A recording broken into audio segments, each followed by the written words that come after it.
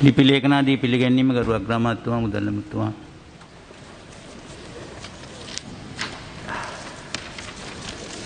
ගරු කතානායකතුමනි 2016 වර්ෂය සඳහා රණවිරු සේවා අධිකාරිය වාර්ෂික වාර්තා මම ඉදිරිපත් කරමි. මේ වාර්තා අංශය කටයුතු පිළිබඳ අමාත්‍යාංශීය උපදේශ කාර්යශාලාවේදී මුගලට මම යෝජනා කරමි.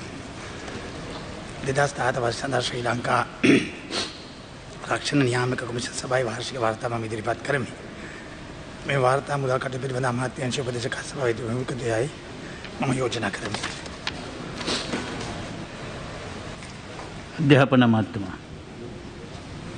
ගරු කතානායකතුමනි 1978 අංක 16 දරන විශ්වවිද්‍යාල පනතේ 21 වන වගන්තිය සහ 139 වන වගන්තිය සමග කියවිය යුතු 27 වගන්තිය යටතේ විශ්වවිද්‍යාල ප්‍රතිපාදන කොමිෂන් සභාවේ නිර්දේශ සහිතව ශ්‍රී ලංකාවේ ශ්‍රී ජයවර්ධනපුර විශ්වවිද්‍යාලයේ ප්‍රතිශක්ත විද්‍යා හා අණුක වෛද්‍ය විද්‍යා අධ්‍යයන අංශයක් සහ තොරතුරු සහ sannivedana තාක්ෂණ අධ්‍යයන අංශයක් පිහිටුවීම සම්බන්ධයෙන් උසස් අධ්‍යාපන තාක්ෂණ සහ නවෝත්පාදන අමාත්‍යවරයා විසින් සාදන ලදුව 2020 ජූලි 30 දිනැති අංක 2.1.86 ඇලයිර 27 දරන අතිවිශේෂ ගැසට් පත්‍රයේ පළ කරන ලද නියමය සහ 1978 අංක 16 දරන විශ්වවිද්‍යාල පනතේ 21 වන වගන්තිය සහ 139 වන වගන්තිය සමග කියවිය යුතු 27 වගන්තිය යටතේ විශ්වවිද්‍යාල ප්‍රතිපාදන කොමිෂන් සභාවේ නිර්දේශ සහිතව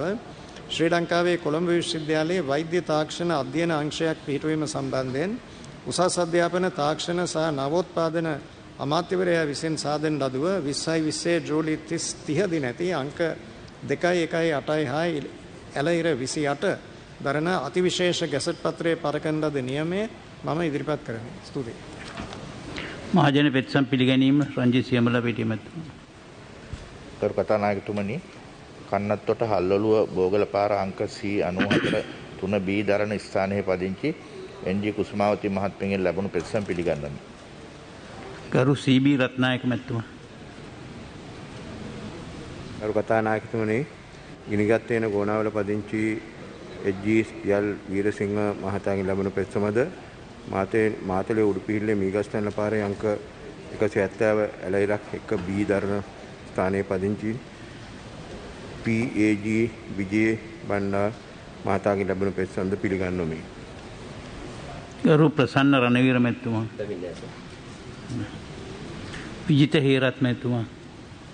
ගරු කතානායකතුමනි පොල්ගම්පල හරංකහපත යන ලිපිනෙහි පදිංචි බී.කේ. සමරනායක මෙනවගේ ලැබුණු පෙත්සමක්ද මොරොන්තොඩුව පාසල ඉදිරිපිට අංක 6B දරන ස්ථානයේ පදිංචි GCS රොඩ්රිගෝ මහතා ඇතුළු තවත් 12 දෙනෙකුගෙන් ලැබුණු පෙත්සමක්ද නුගලියද්ද මොරගොල්ල අංක 302 ඇලගිරක් 1 දරන ස්ථානයේ පදිංචි YG කරුණදාස මහතාගෙන් ලැබුණු පෙත්සමක්ද පිළිගන්වමි.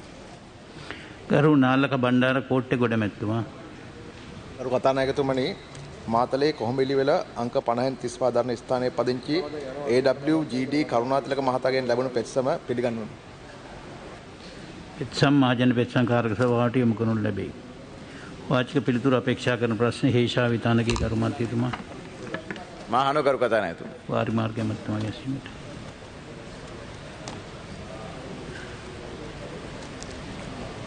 ගරු කතානායකතුමනි වේෂා විතාන එමන්තුමාගේ ප්‍රශ්නයට පිළිතුරු 1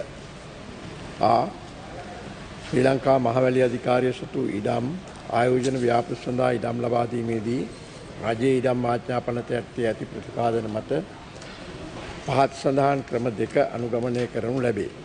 අනුග්‍රාහික නොවන අනුග්‍රාහිකව සොරා ගැනීම.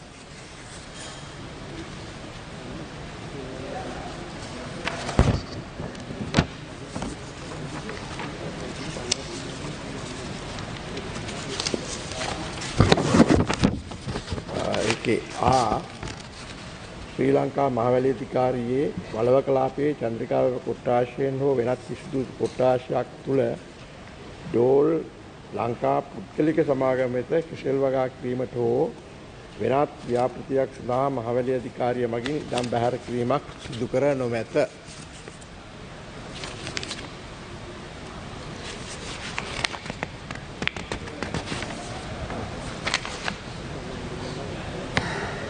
පිළිතුර නැත. රජයේ ඉඩම් මාත්‍රාපනතයටේ දීර්ඝකාලීන බදුපදනම් මත ආයෝජන ව්‍යාපෘති සඳහා ඉඩම් ලබා දීමේදී අනුගමනය කරනු ලබන දෙක යටතේ සඳහන් විධිමත් ක්‍රමවේද අනුගමනය කරමින් ශ්‍රී ලංකා මහවැලි අධිකාරිය විසින් වීටා ඕගනික් පුද්ගලික සමාගමට ඉහත සඳහන් ඉඩම් කොටස් ලබා දී ඇත. ප්‍රමාණය හෙක්ටයාර 15.86.05ක්.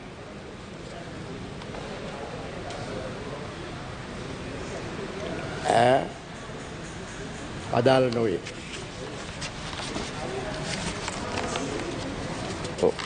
ගරු කතානායකතුමනි මම අපේ ගරු එමතුමාගේ දැනගන්න කැමතියි. ඔබතුමාගේ උත්තරේ කිව්වා ඩෝල් සමාගමට ඉඩම් දීලා නැහැ කියලා. මම මේක ඩෝල් සමාගම සහ විටා ඕගනික් සමාගම කියන දෙකම නම් කරේ මටත් හරියට හොයාගන්න බැරුව තිබුණා මේ මොකක් හරහාද අරගෙන තියෙන්නේ. මොකද ඔය ඇඹිලිපිටිය නගරය ආසන්නව තියෙන වටිනා ඉඩමක්. මේ රටේ ඔබතුමත් දන්නවා ගරු කතානායකතුමනි කඩදාසි කම්මල පිහිටවා තිබිච්ච ඉඩම. ඒකට අයිති ඉඩම තමයි මේ දීලා තියෙන්නේ. මං ගරු ඇමතුමාගේ අහන ඔය උත්තරේ ලබා දීපු නේවාසික ව්‍යාපාර කළමනාකාරතුමා මං හිතන්නේ ඔබතුමත් නොමග යවන ප්‍රකාශයක් කරලා උත්තරයක් තමයි ලබා දීලා තියෙන්නේ. මේකේ සම්පූර්ණ ඩෝල් සමාගමට අවශ්‍ය විදිහේ ඩෝල් සමාගමේ ව්‍යාපෘතියක් තමයි මේ ස්ථානයේ ගරු ඇමතුමනි ක්‍රියාත්මක වෙන්නේ. මේකේ තියෙන ප්‍රශ්නයක නෙමෙයි ගරු ඇමතුමනි මේ ඉඩම් ලබා දීමේ කිසිම විනිවිදභාවයක් නැහැ. මම දැක්ක මේ ෆයිල් එක ගැන මම මහවැලි අධිකාරිය ඒ කාලේ අපේ නියෝජ්‍ය මැතිතුමා අනුරාධ ජයරත්න මැතිතුමා ඉන්න වෙලාවක මං ගිහිල්ලා කතා කරාම මේකේ තියෙන්නේ දුමින්ද දිසානායක ඇමතිවරයාගෙන් ගත්තේ ලියුමක් විතරයි. කිසිම ප්‍රොසෙස් එකක් වෙලා නැහැ. මම ඔබතුමාගේ ඉල්ලීමක් කරනවා මේ ජාතික දේශීය ව්‍යාපාරිකයෙකුට මේක දුන්නත් යම් කිසි සාධාරණයක් තියෙනවා. ඒ නිසා මේ ලබා දීම නීත්‍යානුකූල නොමෙයි.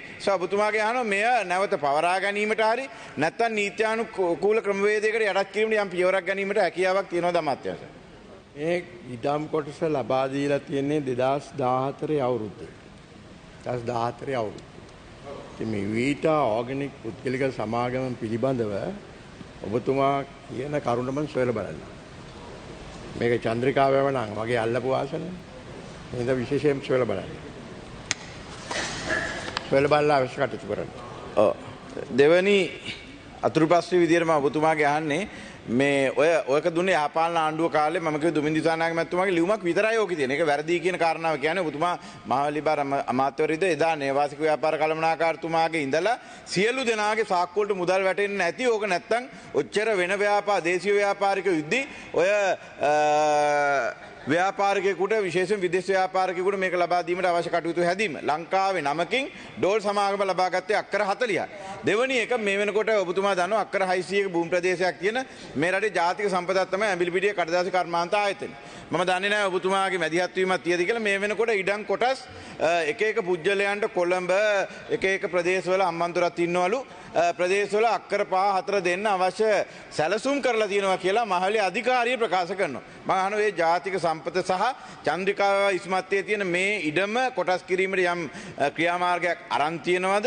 එහෙම වුණොත් මේ ජාතික සම්පත අපිට රටට අහිමි වෙනවා. මේක නැවත මම හිතන්නේ ප්‍රදේශීය ජනතාවටවත් ඒකේ බල ප්‍රයෝජනයක් නැතුව ඉවත් වීම මම හිතන්නේ සාධාරණ නෙවෙයි කරු ඇමතුමනි. එහෙම යම් ක්‍රියාමාර්ගයක් ගන්න තියෙනවද? එහෙම නැත්නම් ඒක බොරු කතාවක්ද කියලා දැනගන්න කැමතියි. ඉඩම් නිකන් තියාගෙන ඉඳලා වැඩක් නැහැ.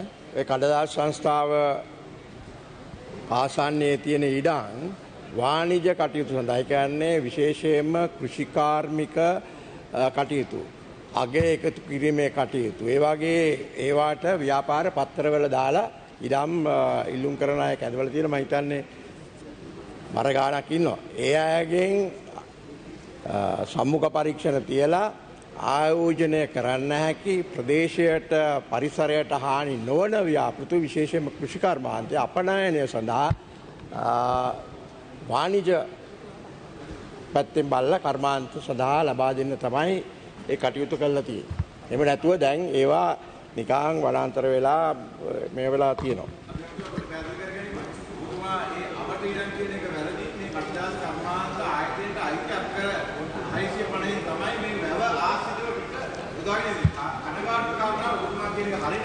නම් 38ක් ඉන්නවනේ 38ම රතුරු දිස්ත්‍රික්කේ එක මිනිහෙක්වත් නැහැ.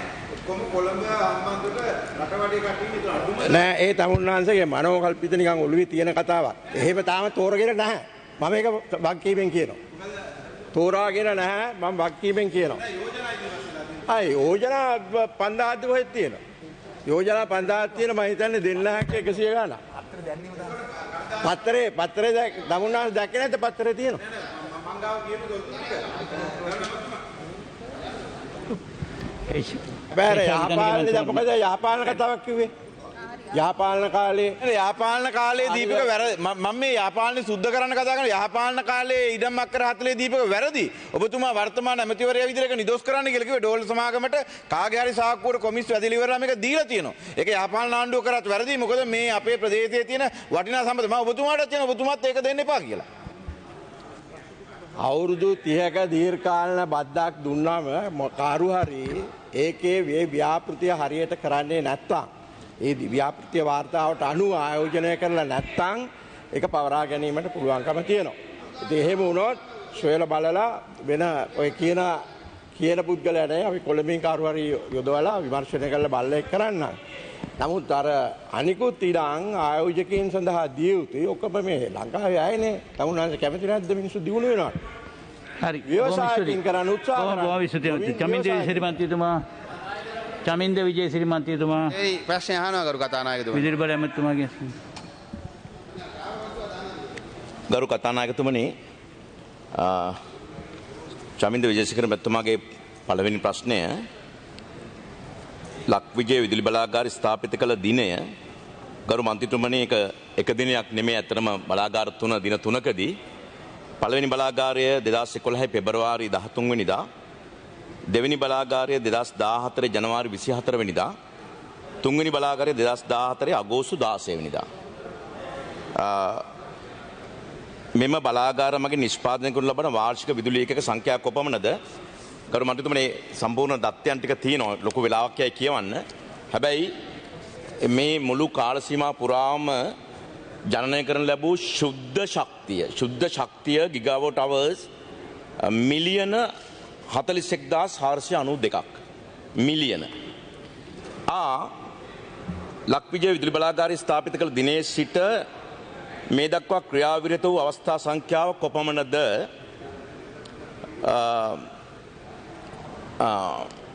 එක් දිනකට වඩා ක්‍රියාවිරත වූ අවස්ථාවන් පළවෙනි බලාගාරය 33 වතාවක් දෙවෙනි බලාගාරය 19 වෙනි වතාවක් තුන්වෙනි බලාගාරය 14 වෙනි වතාවක් මම නැවත කියන්නේ එක් දිනකට වඩා මේ ක්‍රියාවිරහිත වෙච්ච ඒ අරෙන්න සමස්ත ක්‍රියාවිරහිත වෙච්ච සංඛ්‍යාව බැලුවොත් පළවෙනි බලාගාරය 51 වතාවක් දෙවෙනි බලාගාරය 29 වෙනි වතාවක් තුන්වෙනි බලාගාරය 28 වෙනි වතාවක් දෙක මෙම බලාගාරය නිරන්තරයෙන් ක්‍රියාවිරහිත වීම සම්බන්ධයෙන් අමාත්‍යාංශය මේ දක්වා ගෙන ඇති ක්‍රියාමාර්ග කවරේද ගරු කතානායකතුමනි දැන් පළවෙනි බලාගාරය වසර 10ටම 33 වතාවයි බිඳවටින් වෙලා තියෙන එක් දිනකට වැඩි ඒ නිසා මේ නිරන්තරයෙන් කියලා කියන එදීම මං හිතන්නේ නෑ සාධාරණයි කියලා දෙවෙනි බලාගාරය වසර 7කදී 19 වෙනි වතාවයි තුන්වෙනි බලාගාරය වසර 7කදී 14 වෙනි වතාවයි. එනිසා නිරන්තරයෙන් නොවුනත් මේ බිඳවැටීම් සම්බන්ධයෙන් අපි ආරම්භක පැයේ මේ තාක්ෂණය පිළිබඳ ගරු මන්ත්‍රීතුමනි විදුලි බල මණ්ඩලයේ ඉංජිනේරු මහත්වරුන්ට නිශ්චිත දැනීමක් අවබෝධයක් තිබුණේ නැහැ. ගරු කතානායකතුමනි මේ වගවීම පේනවා පළවෙනි බලාගාරයට අදාළ බිඳවැටීම් සංඛ්‍යාව වැඩි 2-3ට වඩා. ඒ කියන්නේ අපේ තාක්ෂණ වේදීන් අපේ ඉංජිනේරුවරු අපේ කාර්මික ශිල්පීන් ඒ තාක්ෂණය මේ ලංකාවේ පළවෙනි බලාගාරය ගල්ලංගුරු උපයෝගී කරගෙන විදුලිය ජනනය කරන ඉතින් ආරම්භක පැයේ තාක්ෂණය පිළිබඳ අවබෝධය පිළිබඳ ගැටලු තියෙනට ඇති දැන් ඒ නිරවුල් කරමින් ඉදිරියට යනවා ඒ නිසා සාපේක්ෂව දෙවෙනි තුන්වෙනි බලාගාරය වෙනකොට අපේ තාක්ෂණ ශිල්පීන් ඉංජිනේරුවරුන් මේ තාක්ෂණයෙන් සන්නද්ධ වෙලා තියෙනවා. ඒ නිසා බිඳවැටීම් අඩු වෙලා තියෙනවා.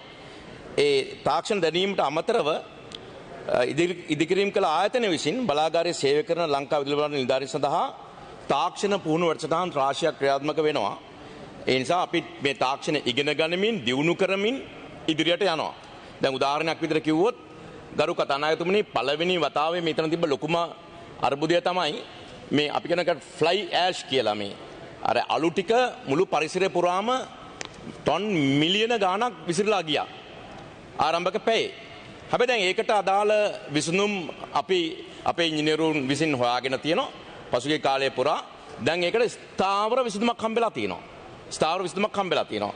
දැන් මම ආඩම්බරෙන් කියනෝනේ මේ සභාවට ඒ ෆ්ලයි ඇෂ් අවුරුද්දකට එක විකිණීමෙන් පමණක් ගරු කතානායකතුමනි මිලියන රුපියල් මිලියන 700කට වැඩි ආදායමක් ලබනවා. මිලියන 700කට වැඩි ආදායමක් ලබනවා. නොයසෙන්නේ මේ මන්ද පැන නගින්නේ නැත.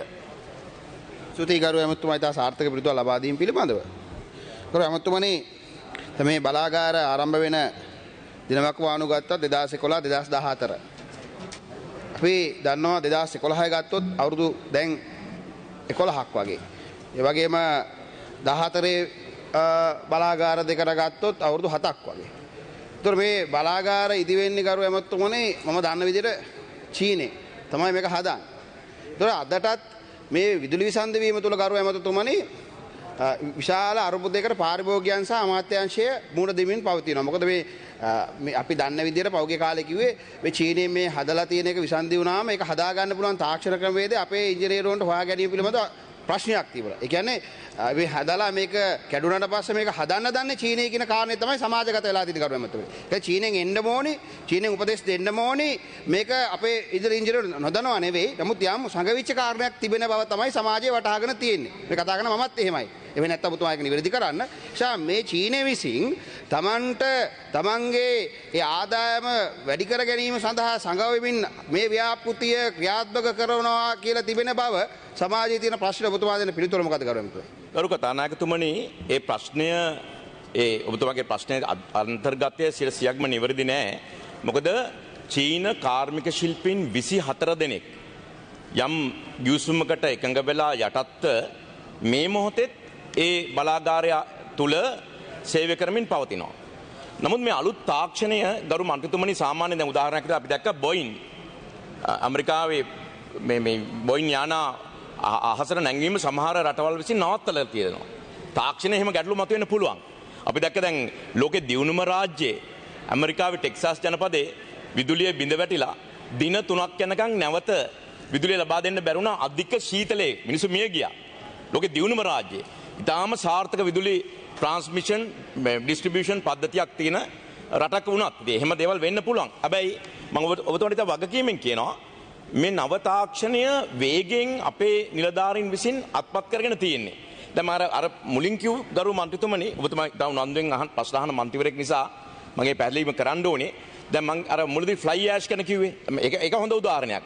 ලංකාවේ සිමෙන්ති නිෂ්පාදනය සඳහා මේ ෆ්ලයි ඇෂ් ටොන් එකක් රුපියල් 13500ක් ගෙවලා ඉන්දියාවෙන් තමයි මෙතෙක් කල් ආනයනය කරේ. ඉන්දියාවෙන් ආනයනය කරේ. දැන් ඒක නතර වෙනවා. ඒකට බදු රහිතව ගේන්න ඉඩ දීලා තිබ්බා. දැන් ඒක අපේ තාක්ෂණ ශිල්පීන් හොයාගෙන තියෙනවා. දැන් අපි කොළඹ වරාය නගරේ අවශ්‍ය ඉදිකිරීම වලට අවශ්‍ය සියලුම ගඩොල් අපි ඒකාබද්ධ ව්‍යාපෘතියක් විදියට නොරොච්චෝලේ ලක්විජය බලාගාරයත් මේ වෙනත් සමාගමකුත් එක්ක එකතු වෙලා ඒ සියල්ලම මේ ෆ්ලයි ඇෂ් වලින් නිපදවන්න කටයුතු කරලා තියෙනවා. එසේ ඉතිහාසයේ බිඳවැටීම් වුණා ඇත්ත. හැබැයි ප්‍රශ්නේ තියෙන්නේ ගරු මන්ත්‍රීතුමනි දැන් මේ බලාගාරය මහින්ද රාජපක්ෂ ජනාධිපතිතුමා විසින් දැඩි විවේචන මැද්දේ එදා විවෘත කරා මේ බලාගාරය මෙගවොට් 900ක් බලාගාර තුනේ මේ 900 නොතිබුණා නම් මොකද රටට ඇති වෙන තත්ත්වය. අපි තාම මැදිහත් ඒක දිහා බලන්නට ඕනේ. අනික් පැත්තෙන් මේ බලාගාරයේ ගල්ලංගුරු වලින් ගරු කතානායකතුමනි නිපදවන එක ඒකකයක් රුපියල් 8කට අඩුයි. දැන් මේ බලාගාරය නොතිබුණා නම් අපි ඒක ජනනය කරන්න වෙන්නේ ඩීසල් හෝ වෙනත් තාප විදුලි බලාගාර. ඩීසල් වලින් ජනනය කරන්න ඒකකයකට රුපියල් 30කට ආසන්න මුදලක් යනවා. දැන් රුපියල් 22ක වෙනසක් තියෙනවා එක ඒකකයකට මේ කෝල් මේ ගල්ලංගුරු බලාගාරය සහ ඩීසල් බලාගාරය තුලින් විදුලි ජනනය කිරීමේදී වෙනස විතරක් එක ඒකකයට රුපියල් 22ක වෙනසක් තියෙනවා. දැන් ඒ නිසා මම හිතන්නේ අපි මේක දිහා සුබවාදීව බලමු. මම ඔබතුමාට යෝජනා කරනවා. විවේචනයක් තියෙනවා අපි බාර ගන්න සූදානම්, නිවැරදි වෙන්න සූදානම්. හැබැයි මෙය ජාතික බල පද්ධතියට එකතු කරපු ඒකක ගාන ශක්තිය නොවෙන්නට අපේ රටේ ඉතාම බරපතල බලශක්ති අර්බුදයකට අපි මේ මොහොතේ ගොදුරු වෙලා තියෙන්නේ. ගරු ඇමතුමා විවේචනය කියන කාරණේ ඔබතුමා එකතු කිරීම පිළිබඳව මම කනගාටු වෙනවා. මම විවේචනයක් නෙවෙයි. මොකද ඔබතුමා වගේ ඇමතිවරයෙක්ට එහෙම කරන්නේ නැහැ අපි. ඔබතුමා අපි දන්න විදිහට අදට එක කම්කරුවෙක් කරන්නේ නැහැ ආයතනයේ. ඒ ඉන්න කම්කරුව අයින් කරන්නෙත් නෙමෙයි ඔබතුමා හදන්නේ ඉන්න කටියට සාධාරණයක් කරලා. ඒ නිසා ඔබතුමා පිළිබඳව ඇමතිතුමා හැටියට අපි ඉතා ගරු කරන ඇමතිවරයෙක්. මොකද විදුලි බල අමාත්‍යාංශයේ සාධාරණ ගෙනියන්න හදනවා. ඔබතුමා අද තාම එක කම්කරුවෙක් බඳව නැහැ. අපි දන්න සමහර ඇමතිවරු ඉන්න කම්කරුවට වඩා විශාල ප්‍රමාණයක් බඳව ගන්න. නමුත් ඔබ එහෙම තීන්දුවක් අරගෙනත් නැහැ. ඉන්න කට්ටිය එලවන්නෙත් නැහැ. ගරු ඇමතුමා මම එන්න හදන්නේ මගේ ප්‍රවේශය ඔබතුමා සඳහන් කරනවා චීනයේ ඉංජිනේරු 24 දෙනෙක් තාම ලංකාවේ ඉඳලා තමයි මේක කියලා දෙන්නේ කියන කාරණේ. නෑ මම මගේ ඔබතුමා කිව්ව දේ මම වටහා ගත්ත දේ. නැත්නම් ඔබතුමාට තියෙන ගොඩක් කාලයක් ඔබතුමා අපිට දෙන්නේ පොඩි කාලයක්. ඔබතුමාගේ දෙවෙනි ප්‍රශ්නේ අහන්න. ඒක තමයි මම ඔබතුමා කියන්න හැස්සලා මම කිව්වා ඒක. ඒ ගරු එමෙතුමනි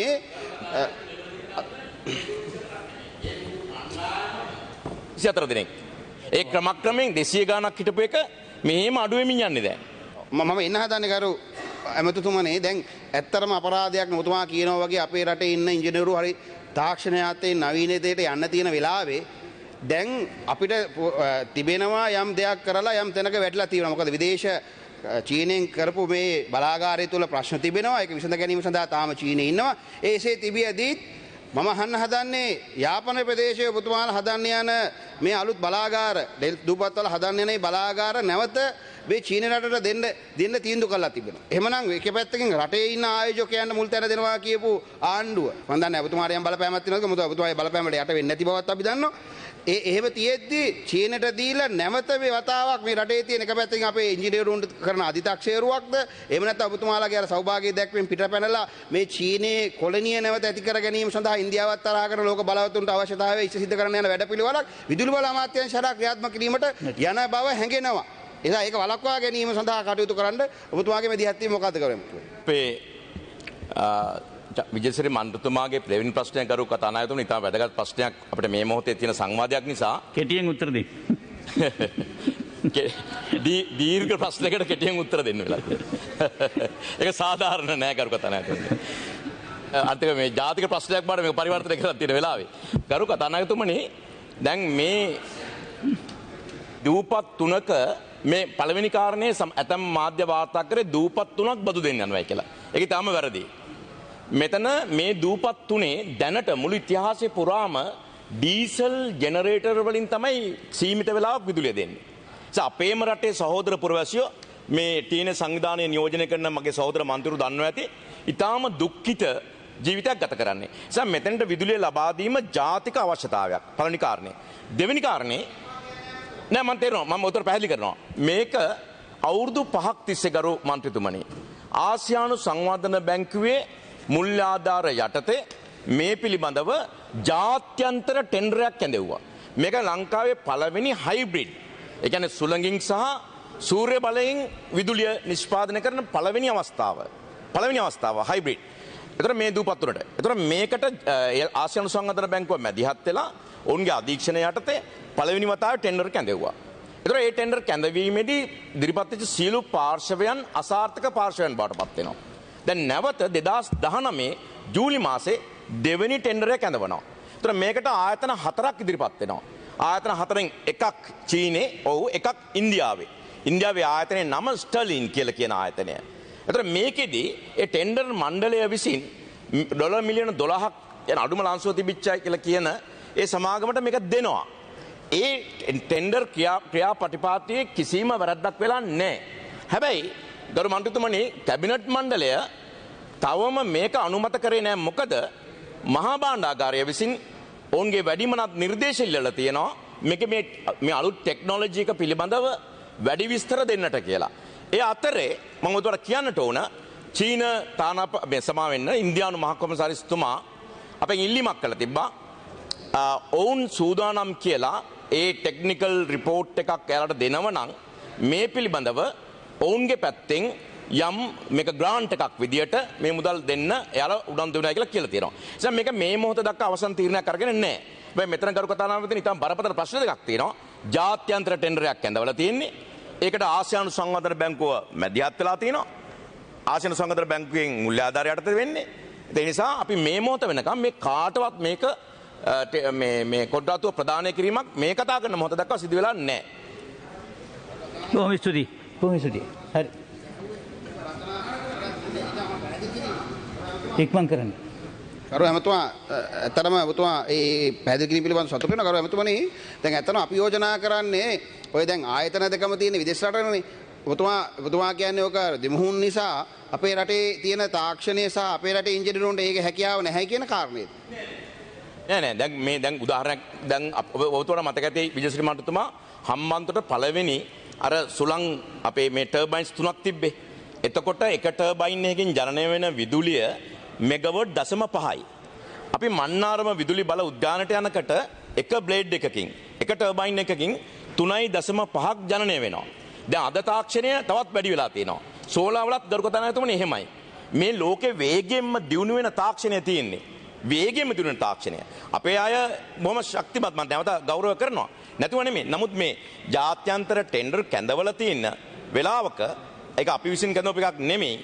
අපිට ක්ෂණිකව ටෙන්ඩර් එකක් සාධාරණ හේතුවක් නැතුව දැන් අපි ලයිට් රේල්වේ අපි මේ ටෙන්ඩර් එක දුන්නායින් පස්සේ අපි අයින් කරගත්තා. දැන් ඊට පස්සේ ජයිකා ආයතනය මොකද කිව්වේ? අපිට ඊට පස්සේ ෆන්ඩ් කරන්න බෑ කියලා කිව්වා. එවැනි රාජතාන්ත්‍රික ප්‍රශ්න මතුවෙන්න පුළුවන්. ඒ නිසා මේක සංවේදී කාරණාවක්. මේක පිටිපස්සේ වෙන කිසිම ගනුදෙනුවක් නැහැ. මේක වෙන දූපත් බදු දීමක් නෙමෙයි. ස්ථිර වශයෙන්ම අපි කිසි ලෙසක අපේ රටේ ජාතික න්‍යාය පත්‍රය වෙන කිසිම රටක ලෝකේ මොනම බලවත් රටකවත් න්‍යාය පත්‍රයකට යට කරලා තීන්දුව ගන්නේ නැහැ කියන එක විතරක් දරු කතානායකතුමා ඉතාම ගෞරවයෙන් මේ සභාවට බොහොම ස්තුතියි. මරික්කාර් මන්තුමාගේ ප්‍රශ්නය අහන්න. අර කතානායකතුමා මගේ ප්‍රශ්න අහන්න කලින් පොඩි අතුරු ප්‍රශ්නයක් ගන්න ඇමතුමා එකඟයි. නෑ ඉවරයි. නෑ ඒක ගැන නෙමෙයි මේ පැහැදිලි කර ගැනීමක්. ඇමතුමා ඕකේනේ. ඔබතුමා උත්තර දෙනවද? ඇමතුමා දැන් කාලේ හරි කැමති මාතර ප්‍රශ්නයක් මම කැමැත්ත නෙමෙයි කාලේ හරි තප්පර 10යි. ඔබ කැමති වෙන බව මම දන්නවා. තප්පර 10යි. මේ ඇමතුමා දැන් පෞගී සතියේ කෙරවරපිටිය මේ කසල වලින් විදුලි උත්පාදනයක ආරම්භ කරා. මම ඔබතුමාට මතක් කරන්න කැමතියි. දැන් මීටර මුල්ල කසල කන්දට හිටපු ජනාධිපතිතුමා ඉන්න එතුමා දන්නවා. දැන් විවිධ ආයෝජකයෝ ආවා. ඇත්තටම දැන් ලංකාවේ කසල වල වෙට් ගාබේජ් වැඩි හින්දා ඒ ආයෝජකයන්ට පාඩුයි. ඒ නිසා විදුලි ඒකකයක මිල රුපියල් 36කට දෙන්න කියලා කිව්වා. ඒතකොට මම දන්න තරමට කැබිනට් මණ්ඩලයේ අනුමැතියකුත් දුන්නා මේ වේස්ට් ටු එනර්ජි වලට 36කට දෙන්න. නමුත් පෞගිය රජයේ කාලේ UDA එක විවිධ ගණන් මෙමි හදලා පෙන්නලා කිව්වා ඒකට දෙන්න බෑ මේ 22ම තමයි දෙන්න පුළුවන් කියලා. එතකොට ආයෝජකයා ආවේ නැහැ. ඉතින් ඒ නිසා දැන් කරදියාන සහ තවත් මේ කසලකන්දු ගොඩනැගීමෙන් පවතිනවා. ඔබතුමා අර පරණ කැබිනට් අනුමැතිය අලුත් කැබිනට් අනුමැතියක් අරගෙන වේස්ට් ටු එනර්ජි එක ආරම්භ කරන්න කියලා මම ඉල්ලීමක් කරන්න කැමතියි. ගරු කතානායකතුමනි අපි දැනටම ඒ සම්බන්ධයෙන් අතිගරු ජනාධිපතිතුමා වෙනම අමාත්‍යාංශයක් පවා කසල කළමනාකරණය වෙනුවෙන් පත් කළා තියෙනවා. නාලක ගොඩේවා මැතිතුමා නියෝජනය කරන ඒ අමාත්‍යාංශයත් විදුලි බල අමාත්‍යාංශයත් පුනර්ජනනීය බලශක්ති අමාත්‍යාංශයත් පළාත් පාලන සහ පළාත් සභා අමාත්‍යාංශයත් කියන මේ පාර්ශ්ව පහ එකතු වෙලා අපි ගිය සතියේත් මේ පිළිබඳ දීර්ඝ සාකච්ඡාවක් කරලා තීන්දුව ගත්ත පළවෙනි තීන්දුව තමයි ගරු කතානායකතුමනි කරදියාන නැවත ආරම්භ කරන්න. කරදියාගෙන යන්න හදන්නේ දැන් ආපහු. ඒ නිසා ලංකාවේ වේස්ට් ටු එනර්ජි ව්‍යාපෘතිය ගරු කතානායකතුමනි මේකේ හැම පාර්ශ්වයකම සම්බන්ධ වෙලා තියෙනවා. උදාහරණයක් විදිහට කියනවා නම් කොළඹ මහනගර සභාවේ කසල කළමනාකරණය වෙනුවෙන් විතරක් ඔවුන්ගේ අයවැයේ මිලියන 800කට වැඩිය මේ වියදම් වෙනවා ගරු කතානායකතුමනි. මිලියන 800කට වැඩිය. වෙන පුළුවන් මිලියන 800කට වැඩිය. ඒ නිසා මේක ලෝකෙ දියුණු මේක ප්‍රූවන් ටෙක්නොලොජි එකක් ගරු කතානායකතුමනි. අපි ලංකාවේ පළාත් 9 අවම වශයෙන් මෙහෙම බලාගාර 9ක් ආරම්භ කිරීම තමයි අපේ සැලැස්ම. ඊළඟ ප්‍රශ්නයට යන්න මරික්කාර් මන්තුමා ප්‍රශ්නය අහන්න. මන්ත්‍රීට කීයක් යනවද කියලා වාසිකට නෑ අතර ඔබතුමාගේ ප්‍රශ්නය එහෙනම් මම ඊළඟ වටේට දානවා. ඔබතුමා ප්‍රශ්නය අහන්න නැත්නම් ඊළඟ වටේට දානවා. එමතුමා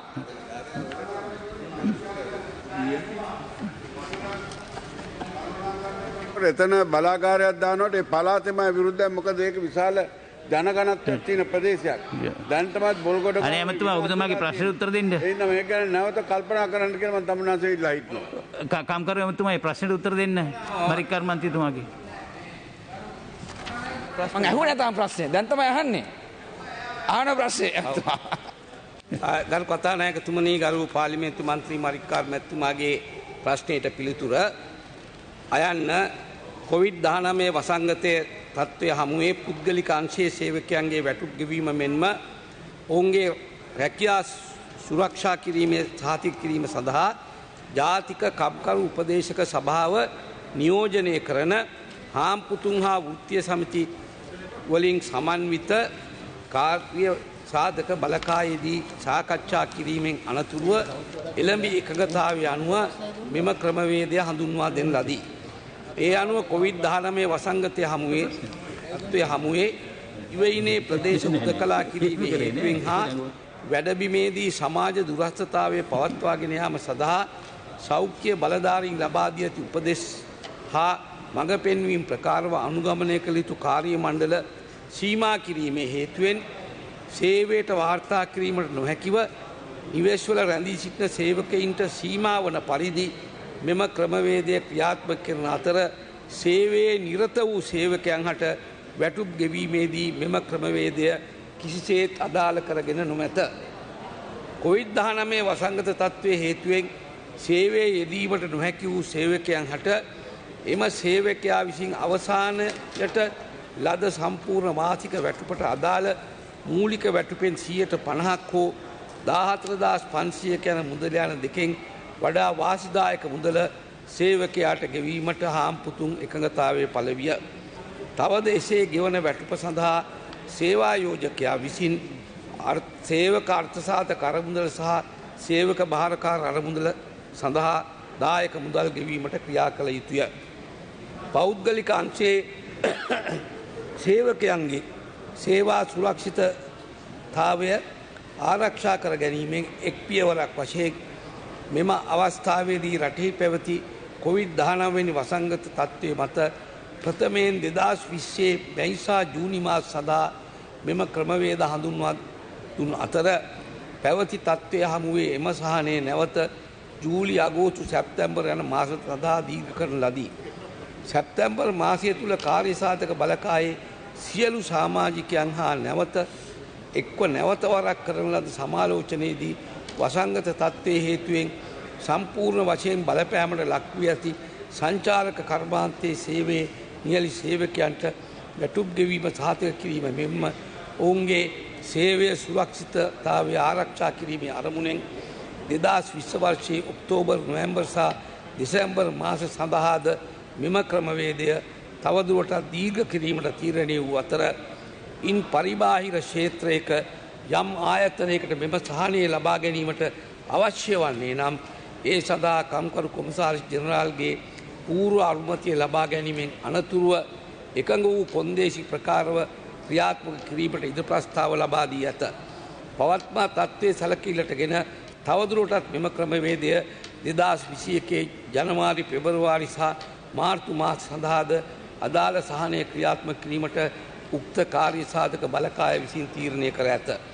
මෙම ක්‍රමවේදය හඳුන්වා දීම හා ක්‍රියාත්මක කිරීම සඳහා හාම්පුතුන් හා වෘත්තීය සමිති යන දෙපාර්ශ්ව එකඟතාවයේ මත ක්‍රියාත්මක වූ අතර කම්කරු අමාත්‍යාංශ හා කම්කරු දෙපාර්තමේන්තුව ඒ සඳහා අවශ්‍ය මඟ පෙන්වීම සහ පහසුකම් ලබා දීම පමණක් සිදු කරනු ඇත.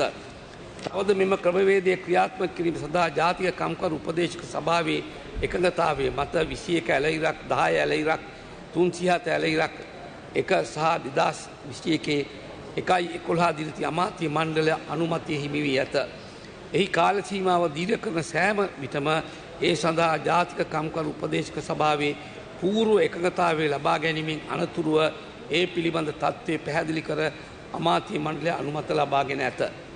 තවද මෙම ක්‍රමවේදය තුළින් කොවිඩ්-19 වසංගතය හමුවේ වැඩ නැවැත් වූ ආයතනවල සේවකයන්ගේ රැකියා අහිමි නොකර තබා ගැනීම තුළින් ඔවුන්ගේ රැකියා සුරක්ෂිතභාවය තහවුරු වී ඇත.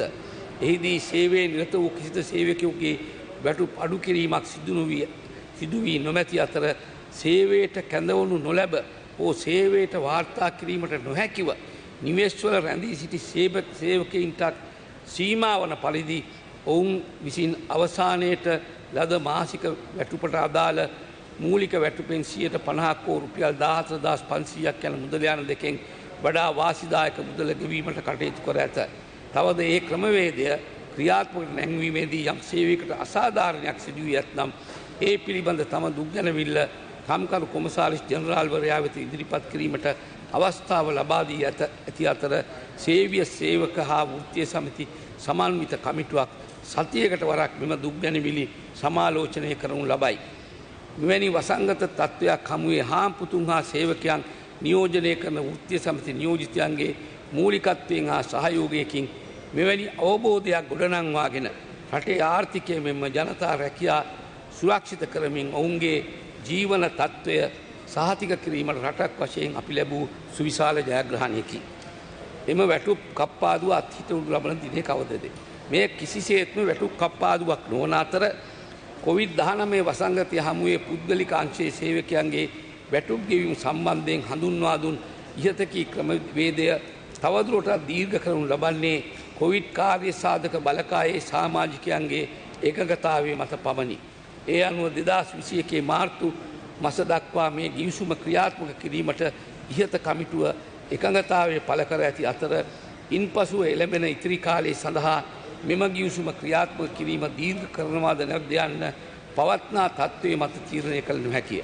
එය කොවිඩ් කාර්ය සාධක බලකායේ සිටින හාම්පුතුන් හා වෘත්තීය සමිති නියෝජිතයින්ගේ එකඟතාවය මත තත්ත්වයේ සමාලෝචනය කිරීමෙන් අනතුරුව තීරණය කරන කරුණක් බව දන්වනු කැමැත්තෙමි.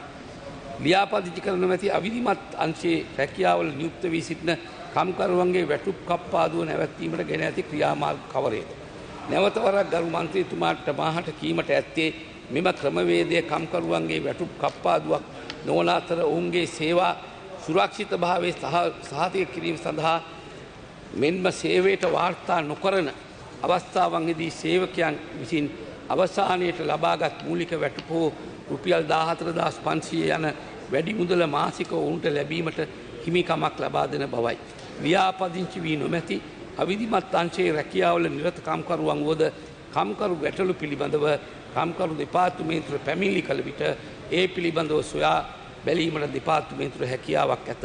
ඉහත සඳහන් කළ COVID-19 වසංගත හමුවේ පෞද්ගලික අංශයේ රැකියාවල නියුතු සේවකයන්ට වැටුප් ගෙවීම පිළිබඳ ගිවිසුම අවිධිමත් අංශයේ රැකියාවලට නියුක්ත වූවන්ටද අදාළ වේ. මෙසේ නම් මේ මන්ද පැනනුන. අර කතානායකතුමනි මගේ පළවෙනි අතුරු ප්‍රශ්නය අහන ගමන් මම මතක් කරන්න කැමතියි ඊයේ මේ පාර්ලිමේන්තුවේ සභාවේදී මම නාමල් රාජපක්ෂ ඇමතුමාගෙන් චමින්දවාස් මැතිතුමා සම්බන්ධව නැගුණු ප්‍රශ්නයකදී කිව්වා එතුමාට per diem එක රුපියල් ඩොලර් 200ක් ඔෆර් කරලා එතුමා කිව්වා per diem කියලා එකක් නැහැ කියලා. එතුමා මේ විභාග ලියන්න නැතුව ලෝයර් වුණා වගේ තමයි ඔය කතාව කියන්නේ. per diem කියන්නේ දෛනික දීමනාව. එතුමා ඒක නොදන්න පිළිබඳව මම මගේ අදාළ ප්‍රශ්නයක් අහන්නකෝ. එතුමාට හොයලා බලන්න කියලා. අදාළ ප්‍රශ්නයක් ඔබතුමා ප්‍රතික්ෂේප කරන්න. ඔව්. හරි ඉන්නේ නෑ. එතුමා නායකතුමනි ආමල් මන්තුමා ඇමතිතුමා ඉන්න වෙලාවක මේ කතා කරනවා හොඳයි.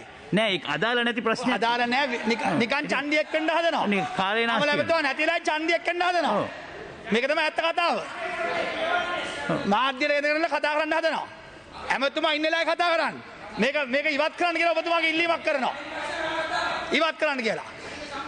ඔව් මරික්කල් මන්තුමා ප්‍රශ්නය අහලා ඉවර ප්‍රශ්නයක් තියෙනවා. එහෙම හයියෙන් කෑ ගැහුවට අපි නතර වෙන්නේ නෑ. මගේ මයික් එක ඔෆ් කරා. ඒකින්දයි මම අද පැහැදිලි කිරීම කරේ. per diem එක දන්නේ නැති එක්කෙනා මට දොස් කියලා හරියනවද? ඉතින් ඒ නිසා පළවෙනි අතුරු ප්‍රශ්නේ කරු ඇමතුමා දැන් මේ කොම්පැනි වලින් අයින් කරපු අය ඉන්නවා. රැකියා අහිමි වෙච්ච අය ඉන්නවා. probation period එකේ සහ contract මේ basis හිටපු කට්ටිය. එතකොට මේ අයින් කරපු අයට ඔබතුමාට ඉන්න අය සම්බන්ධව පැහැදිලි කරා ගන්නා වූ ක්‍රියාමාර්ගය. අයින් කරපු අය සම්බන්ධව යම්කිසි ක්‍රියාමාර්ගයක් ගන්න වැඩ පිළිවෙලක් තියෙනවද? හිතනවා ඔබතුමාට ඒ ගැන පිළිබඳ දැනුවත් කිරීම මගේ යුතුයකමක් ඔබතුමාගේ නොදැනුවත්කම නිසා. මොකද මේ රටේ නීතියක් තියෙනවා සේවය අවසන් කිරීමේ පනත. යම් කම්කරුවෙක් අසාධාරණ විදියට ඒ විදිහට අවසන් කරා නම් සේවය අවසන් කිරීමේ පනත යටතේ කම්කරු කොමසාරිස්වරයාට පැමිණිල්ලක් කරලා ඒ අනුව විභාගයක් පවත්වලා ඒ අවසන් කිරීම අසාධාරණ නම් ඒ පිළිබඳව තීන්දුවක් දෙන්න කම්කරු කොමසාරිස්වරයාට බලය තියෙනවා.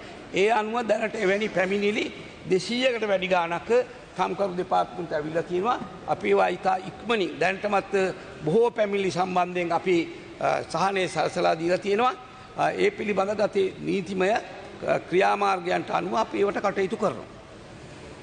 මගේ දෙවෙනි අතුරු ප්‍රශ්නේ මම නොදන්න හින්දා නෙමෙයි අහන්න ඇමතුමා දන්න හින්දා දැන් මේ පිටකොටුව පැත්තේ ගත්තත් සාමාන්‍ය ව්‍යාපාරික ස්ථානවල ඒගොල්ලෝ ETF EPF ගෙවන්නේ නැතුව මයික් එක දාගන්න මේක දාගන්න ETF EPF ගෙවන්නේ නැතුව ඇමතුමා මේ කම්කරු දෙපාර්තමේන්තුවේ රෙජිස්ටර් වෙන්නේ නැතුව තියෙන ව්‍යාපාරික ස්ථාන ඕන තරම් තියෙනවා. එතකොට ඒගොල්ලෝ පත්තින් ලිපියක් දීලා නෙමෙයි ඒ අය වැඩට ගන්නෙ. ඒගොල්ලෝ පත්තින් ලිපියක් දීලා නෙමෙයි සේවය අහෝසි කරන්නේ. එතකොට ලොක්ඩවුන් පීරියඩ් එකේ ඒ අයගේ ව්‍යාපාර නැතිවීම නිසා රැකියා නැතිවත විශාල පිරිසක් ඉන්න ඔබතුමාට ඕන නම් මට කොළඹ දිස්ත්‍රික්කයෙන් විතරක් 1000කට වැඩි දෙන්න පුළුවන්. හැබැයි දැන් ඒගොල්ලන්ගේ ව්‍යාපාර යථා තත්ත්වයටපත් වෙලා තියෙනවා. ඒ යථා තත්ත්වයටපත් වෙද්දී ඒ සමහර අයට රැකියා ලැබිලා නැහැ. ඒ සම්බන්ධව මදියක් වීමක් කරනවද කියලා මම අහන්නේ ලියාපදිංචි සමාගම් ගැන නෙමෙයි. අනිවාර්යයෙන්ම තමුන්නාසේ මේ නිකන් කතාවක් පවත්වන්න එපා. ඒ ලයිස්තුවක් හදලා පැමිණිල්ලක් කරන්න කම්කරු කොමසාරිස්තුමාට මෙන්න මේ අය සම්බන්ධයෙන් EPF ETF ගෙවලා නැහැ කියලා. ඒ පැමිණිලි විභාග කරලා අපි ඒවා ආය කර ගැනීමට කටයුතු කරනවා. නෑ රමුණත් පළවෙනි කොටස ඒකනේ කිව්වේ EPF ගෙවන්නේ නැත්නම් අහවල් ඒ අය පැමිණිල්ලක් කරන්න අපිට දිවස් නැහනේ. කරායින් පස්සේ අපි ඒක ගැන පරීක්ෂා කළා.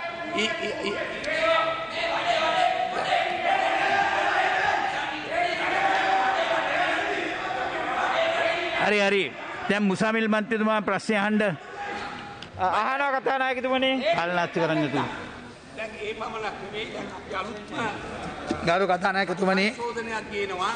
සංශෝධනයක් සති දෙකක කාලයක් ඉල්ලා සිටිනවා. බුද්ධික පතේන මන්ත්‍රීතුමා බුද්ධික පතේන මන්ත්‍රීතුමා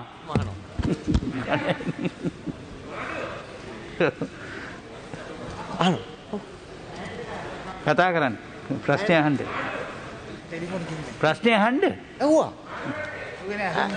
අග්‍රාමාත්‍යතුමා මුදල් ඇමතිතුමා නෑ නෑ ඔබතුමා ටෙලිෆෝන් මොකද්ද මගුලක් ටෙලිෆෝන් එකේ නේ ඔබතුමා ඉතින් ඉන්නේ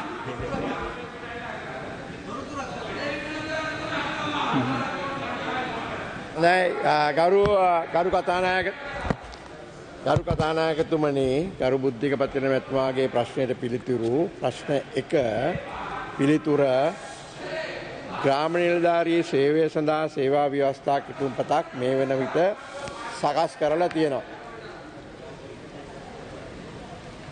ඔබතුමාට ඇහුණක් දන්නේ නැහැ එතුමා කෑ ගහන ඉන්න. ඇහුණා? ග්‍රාම නිලධාරී සේවය සඳහා සේවා ව්‍යවස්ථා කිතුම්පතක් මේ වන විට සකස් කරලා අවසන්. ඒ සම්බන්ධයෙන් මේ විටත් කටයුතු කරමින් පවතිනවා. දැනට සුදුසු වැටුප්තලයක් නිර්දේශ කිරීම සඳහා ජාතික වැටුප් කොමිෂන් සභාව වෙත ඉදිරිපත් කරලා තියෙනවා.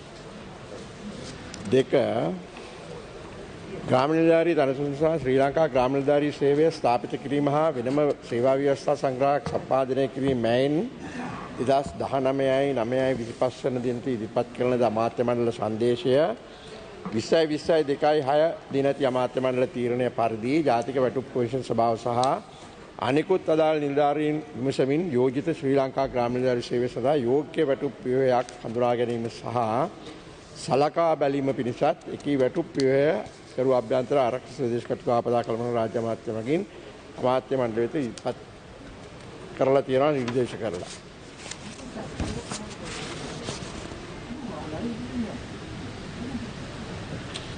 ඒ වගේම 21/1/15 වන දින ජාතික වැටුප් කොමිෂන් සභාවේ හා රාජ්‍ය සේවා අංශයේ නිලධාරීන් සමග සාකච්ඡා පවත්වලා තියෙනවා.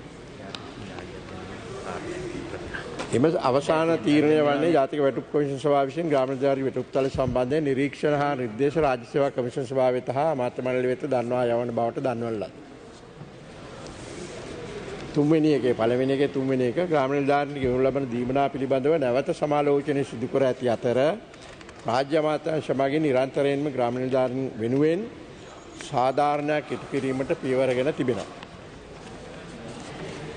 ඊළඟ ප්‍රශ්නය පියවරගෙන තිබෙනවා. ඒකේ 2 ග්‍රාම නිලධාරී සේවාවේ අවසන් ප්‍රධානිය වන පරිපාලන ග්‍රාම නිලධාරීන් සඳහා සතියක නේවාසික පුහුණුවක් ලබා දීමට කටයුතු කරලා තියෙනවා. දැනට සේවයේදී සිටින ග්‍රාම නිලධාරීන් හට පොලිස් අභ්‍යාස විද්‍යාලය සමග එක්ව නේවාසික පුහුණුවක් ලබා දීම සඳහා කටයුතු කරගෙන යනවා. ග්‍රාම නිලධාරී කාර්යාල කළමනාකරණ තරගයක් පැවැත්වීමට කටයුතු කරනවා. නීල සෙවන කාර්යාල ඉදිකිරීම තුළින් ප්‍රියමනාප කාර්යාල පරිසරයක් ඇති කරනවා.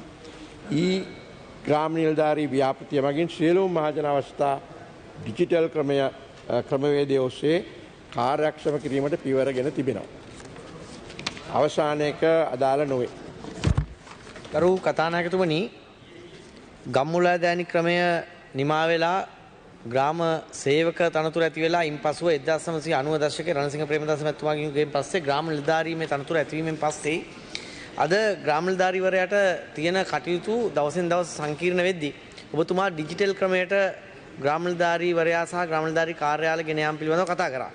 ඒතකොට මම ඔබතුමාගෙන් පළවෙනි ප්‍රශ්න විදියට දැනගන්න කැමතියි සේවා පියස නමින් හරි නැත්නම් කුමන නමකින් හෝ ග්‍රාම නිලධාරීවරයා ආර්ථික සංවර්ධන නිලධාරීවරයා සමෘද්ධි සංවර්ධන නිලධාරීවරයා කෘෂිකර්ම පරිශ්‍රණ නිෂ්පාදන සහකාරවරයා සහ පුළුවන් නම් පෞල් සෞඛ්‍ය නිලධාරී මේ සියලු දෙනා එකතු වෙන වැඩපිළිවෙල සාර්ථක වුණත් ඒ සඳහා කාර්යාල හැදීමේ වැඩපිළිවෙල ආණ්ඩු දෙක තුන යටතේම හරිම මන්දගාමීව යන්නේ.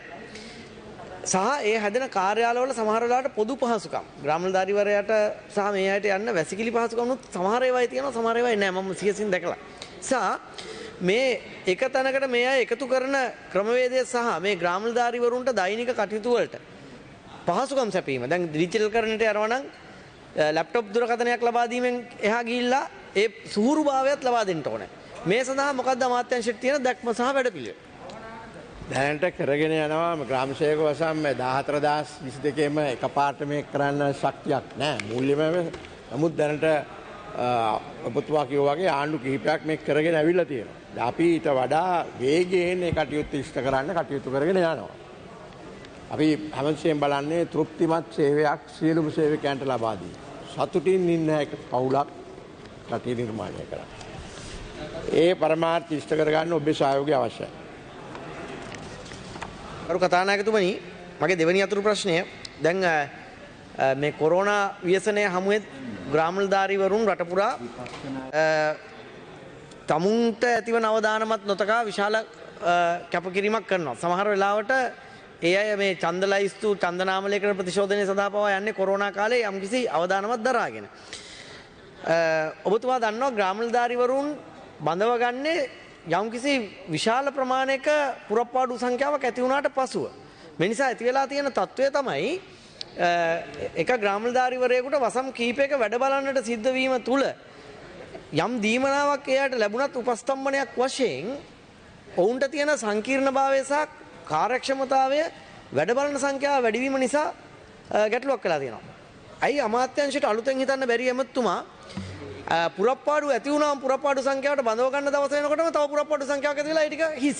ඒ නිසා එහෙම නැතුව හැම ප්‍රාදේශීය ලේකම් බල ප්‍රදේශකම 5 දෙනෙක් විතර හැමතිස්සෙම ග්‍රාම නිලධාරීවරුන් 5 දෙනෙක් විතර සංචිතයක් හදනවා. ඒතර අර පුරප්පාඩු ඇති වෙන තැන් වලට 5 දෙනාගේ සංචිතෙන් කට්ටිය දානවා. ඒතර හැමතිස්සෙම සංචිතයට බඳව ගන්නවා. ඒතර හැමතිස්සෙම ප්‍රාදේශීය දැන් අකුරැස්ස ගත්තොත් වසන් 46ට හැමතිස්සෙම 46ක් ගිහිල්ලා පුරවන්නේ සංචිතේ. ඒ විදිහට සංචිතයක් සඳහා බඳවාගෙන සංචිතය හරහා හැමතිස්සෙම පුරවලා රටේ ග්‍රාම නිලධාරී වසන් 14 හැම විටම ග්‍රාම නිලධාරීවරයෙක් ඉන්න ක්‍රමවේදයක් නිර්මාණය කරන්න. මේකට ලොකු වියදමක් යන්නේ නැහැ. හැබැයි කාර්යක්ෂමතාව ඉහළ යනවා. එවැනි වැඩපිළිවෙලකට යෑමේ හැකියාවක් අමාත්‍යාංශයේ තිබෙනවද අලුතෙන් හිතලා? ඔබතුමා කියපු හින්දා අලුතෙන් හිතන්න. හරි. බොහොම ස්තුතියි. බොහොම ස්තුතියි. සිවඥානම් ඕකෙන්. අරු කතානායකතුමනි, දැන් න්‍යාය පත්‍රයේ අපිට කලින් එවන න්‍යාය පත්‍රයේ මේ අපේ මගේ ප්‍රශ්නයක් තිබුණා අද අහන්න. පස්සේ අද උදේ මට කතා කරලා කිව්වා ප්‍රශ්නේ අයින් කරා ප්‍රශ්න 10ක් හින්දා කියලා. කරු කතානායකතුමනි, දැන් ගිය පාර්ලිමේන්තු සැසිවා මේ ගිය සුමානේ තිබුණු ඒ පාර්ලිමේන්තුවේත් මගේ ප්‍රශ්නයක් තිබලා ඒක අයින් කරා. ඒක මේ සුමානයට දානවා කිව්වා දැම්මෙත් නැහැ. අදත් ප්‍රශ්නයක් අහන්න තිබුණා අදත් ඒක අයින් කරලා තියෙනවා ආයි කවදද දන්නේ නැහැ. අපි කතානායකතුමනි ඊයේත් ඔය ප්‍රශ්න කතා වුණා. නෑ ඒක නෙමෙයි කතානායකතුමනි ප්‍රශ්නේ තියෙන්නේ. දැන් අපි හැමදාම දැන් ඒ කියන්නේ මේ 15 10 කරානේ. ඒ 10 කරනකොටත් මේ අපේ වනේ කැපෙන්නේ. ඒකනේ වැඩේ තියෙන්නේ. ඇයි අපේ ව කපන්නේ?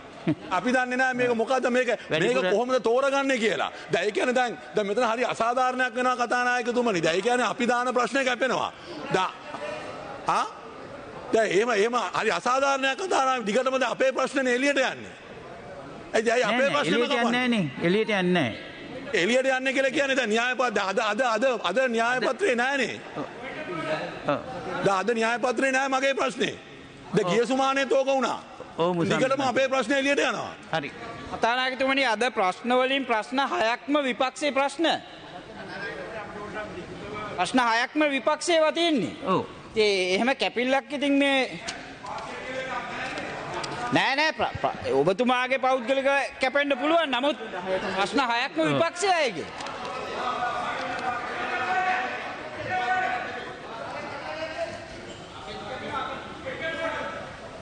ඔව් චානකමන්තුමා. ප්‍රශ්නයක් අපි මේ පාර්ලිමේන්තුවට ඇවිල්ලා මාස 6යි අපි එකක්වත් අහලා නැහැ. එකක්වත් අහලා නැහැ. ඉතින් ඔක්කොම ආන්නේ චමින්ද විජේසිරි බුද්ධික පතිරණයි. ඔක්කොම ආන්නේ චමින්ද විජේසිරි බුද්ධික පතිරණයි. හේෂයි.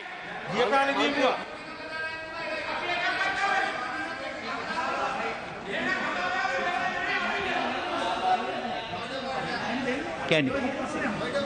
ඊළඟ පක්ෂනායක රැස්වීමේදී මේ මාතෘකාව කතා කරලා අපි ඒක තීරණයක් කරලා දෙන්න.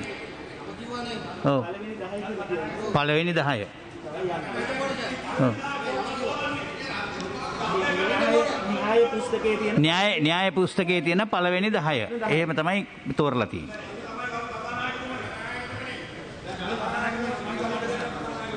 අර කතානායකතුමනි ඔව් සභානායක මතක් කරන ගරු කතානායකතුමනි පෙබරවාරි ජනවාරි මාසයේ ඉඳලා අපි තීන්දුව කෙරුවා ප්‍රශ්න 10ක් විතරක් අහන්න ඉඩ දෙන්න. ඒක පක්ෂ නායක රැස්වීම ගත්ත තීන්දුවක්. එහෙම නැතුව ඔබතුමාලගේ ප්‍රශ්න කපන ආණ්ඩුවක් නෙමෙයි. මේ කොවිඩ් ප්‍රශ්නේ හින්දා මේ කිරියල්ල ඇමතුමා හිටපු ඇමතුමාත් දන්නවා. ඒ නිසා මේ මහලේකම්තුමාත් කිව්වේ එකේ ඉඳලා 10ට ගන්න කියලා. ඊළඟ ඒවා ඉත තියෙන වෙලාවට දාන්න කියලා. එහෙම නැතුව මේ හිතාමතා අපේ ආණ්ඩුව ප්‍රශ්නේ පැනලා යන්න සෝදානම්කුත් නැහැ. 15ක් නෙමෙයි 20ක් හරි පැයක් ඇතුළත වෙලාව දෙනවා. ඒකෙන් ඉවර කරනවා නම් කිසි අවුලක් නැහැ. ඒ නිසා මේක මාධ්‍ය නිකන් පණිවිඩයක් යවන්න හදන්නේ මේ ප්‍රශ්න කපනවා කියලා මෙතන. එහෙම තත්ත්වයක් නෙමෙයි. මේක පක්ෂ නායකයෝ තමුන්නාසේ පක්ෂ නායකයෝ තමුන්නාසේ සාකච්ඡා කරන ඔබතුමාලා නියෝජනය කරන්න තමයි පක්ෂ නායකයෝ ඉන්නේ. නැතු හැම මන්ත්‍රීම ගිහලා ඇවිල්ලා කතා කරලා පක්ෂ නායක තීන්දුව ගන්න ඔබතුමාලා පක්ෂ නායකත් එක්ක සාකච්ඡා කරගන්න. ඔබතුමාලා ගෲප් එකේ මේ. මෙතන නිකන් වෙලා නැස්ති නොකර. ඔව් ඔබතුමා කතා කරන්න. විධාන සංවිධායකතුමා දැන් ඔය ප්‍රශ්න කරන්නේ තමුන්නාන්සලාගේ මන්ත්‍රීතුමාලා ඔබතුමාලා පක්ෂ නායක ගන්න තින්දුනා කියන්නේ ඒ මන්ත්‍රීවරුන් එයාලගේ ප්‍රශ්න නැහැ කියලා පොඩ්ඩක් ඉන්න කරු කතානායකතුමනි අපි ප්‍රශ්න දාන්නේ මේ පාර්ලිමේන්තු සම්ප්‍රදාය අනුව ඉදිරිපත් කරන ක්‍රමවේදයට අපි මේ ක්‍රමවේදයෙන් බැහැර වෙන්න බෑ මේ නිලධාරීන්ට මොකද අපිට බාර දෙන්න තියෙන වෙලාවක් තියෙනවා කාලයක් තියෙනවා ක්‍රමවේදයක් තියෙනවා එහෙම නොදී මේ කල්මරණ වෙලාවට ගෙනත් දීලා මේ අපේ ප්‍රශ්න නැහැ කියන කාරණා මේ නිලධාරීන්ටත් පාර්ලිමේන්තු සම්ප්‍රදායට අගෞරවයක් කරන්න දෙන්න එපා කරුකතා අපි මේ ක්‍රමවේදයට ඉදිරිපත් කරලා තියෙනවා ඒ නිසා තමයි මේ ප්‍රශ්නේ එන්නේ ඔව් කිරියල්ලමතුමා එයාට අඩි ගහන්නේ ගරු කතානායකතුමනි මම මේ වෙලාවේ යෝජනා කෙරුවා පාර්ලිමේන්තුව පැය දෙක කරන්න කියලා පැය භාගයක් කලින් පටන් ගන්න පැය භාගයක් පරක්කු වෙලා අවසන් අපි කිව්වා තා පැයක් අපිට දෙන්න කියලා. ඒක බැහැරිම කිව්වා. ඒක පක්ෂ නායක රැස්වීම ප්‍රතික්ෂේප කරුවා. ඒක කතා කරලා ඔබතුමාලා තීරණයක් කරන්න. දැන් අපි ඉල්ලීමක් කෙරුවා. අනිත් මන්ත්‍රීවරු එකඟ නැහැ ඒකට. ඒක නේ. ඉල්ලීමක් කෙරුවා ඔබතුමා දන්නවනේ. ඔව් ඉල්ලීම කරා. භාගයක් කලින් පටන් ගන්න පැය භාගයක් අවුලා අවසන් කරා. මන්ත්‍රීවරු එකඟ නැහැ ඒක. point of order sir point of order. Sir point of order. අලවතුල මන්ත්‍රීතුමා. sir point of order sir. ගරු කතා අපේ විපක්ෂ සංවිධායකතුමා කිව්ව විදිහට එතුමා ඉල්ලුවා පැය භාගයක් වැඩියෙන් තියන්න කියලා. ඒ පැය උදේ 6ට පටන් ගත්තත් වැඩක් නැහැ. දවල් 12 වෙනකම් ප්‍රශ්න අහනවනම්. ඒකනේ දැන් සිද්ධ වෙන්නේ. දැන් ගිය අවුරුදු 5 මේව සිද්ධ වුණේ නැහැ කරු කතානායකතුමනි. ඔබතුමාගේ මේ ප්‍රජාතන්ත්‍රවාදී වැඩියෙන් දෙන හින්දා තමයි 10ට පටන් අරන් 12 මාරකම් ප්‍රශ්න යන්නේ. හැබැයි කරු ජයසූරිය කතානායකවරයා ඉද්දි හරියට පැයෙන් ප්‍රශ්න අහන එක නතර කරුවා. ඒක තමයි ඇත්ත තත්ත්වය. මේවා ඔක්කොම හිට මේගොල්ලෝ නිකන් නිදාගෙන හැරලා වගේ දැන් කතා කරන්නේ. ඊළඟට අපේ මන්ත්‍රීවරු කතා කරලා කිව්වේ ඒගොල්ලෝගේ ප්‍රශ්නත් දාන්න නැහැ කියන එක පෙන්වන්න හැදුවේ. මේ මෙතුමන්ලා පෙන්වන්න හැදුවේ මෙතුමන්ලගේ ප්‍රශ්න විතරක් කපනවා කියලා. හැබැයි අපේ වටත් ඒ අසාධාරණ වෙනවා. මේක තේරුම් ගන්න. ඒ හින්දා ගරු කතානායකතුමාගෙන් ඉල්ලනවා මේක පක්ෂ නායක ගන්න ඕනේ තීන්දුවක් සාකච්ඡාවක් ගෲප් එකේ කතා කරලා ඔබතුමාලා ගන්න ඕනේ තීන්දුවක් අපි ගත යුතු තීන්දුවක්. තවදුරටත් කාලය වෙනවා. 11 මාර්ච් පාර්ලිමේන්තුවට එජන්ට් කරන්න තියෙනවා. ඉම්රාන් ખાන් ගරු අගමැතිතුමාගේ රැස්වීම සහ තවත් තියෙන භෝජන සංග්‍රහ සඳහා ඒ නිසා තවදුරටත් කාලේ නාස්ති කර වැඩ කටයුතු කරගෙන යන්න කියලා ඔබතුමාගෙන් ගෞරවයෙන් ඉල්ලා හිටිනවා. මම ඔබතුමාලට කියනවා මන්ත්‍රීවරුන්ගේ ප්‍රශ්න වලට උත්තර දෙනකොටත් අපේ ඇමතිවරු කෙටියෙන් උත්තර දෙනවා නම් මේ ප්‍රශ්නේ මතුවෙන්නේ නැහැ. මේ අහන්නේ නැති ප්‍රශ්න වලටත් උත්තර දෙනවා. මමත් එකග වෙනවා. අහන්නේ නැති ප්‍රශ්නටත් උත්තර දෙනවා. අපි ඇමතිවරුත් එක්කත් සාකච්ඡා කරුවා. නැවත වාරයක් ඇමතිවරුත් අපි සාකච්ඡා කරනවා. මේක වෙලා තියෙන ඇමතිවරුත් දීර්ඝ මේ උත්තර දෙන්න යන්නේ එක ප්‍රශ්නයකට ප්‍රශ්න 100ක් විතර අහනවා. මාධ්‍යයට උදේ මේ නිකන් මේ මාධ්‍යයට දාන සෙල්ලමක් මේක ෂෝ එකක්. ඒක තමයි ඇත්ත කතන්දරේ. ඔව් නෑ කියන විතරක් උත්තර දෙනවා නම් මේ ප්‍රශ්නේ මතුවෙන්නේ නැහැ. ඔව් නෑ කියලා උත්තර දෙනවා නම් විතරක් මේ ප්‍රශ්නේ මතුවෙන්නේ නැහැ.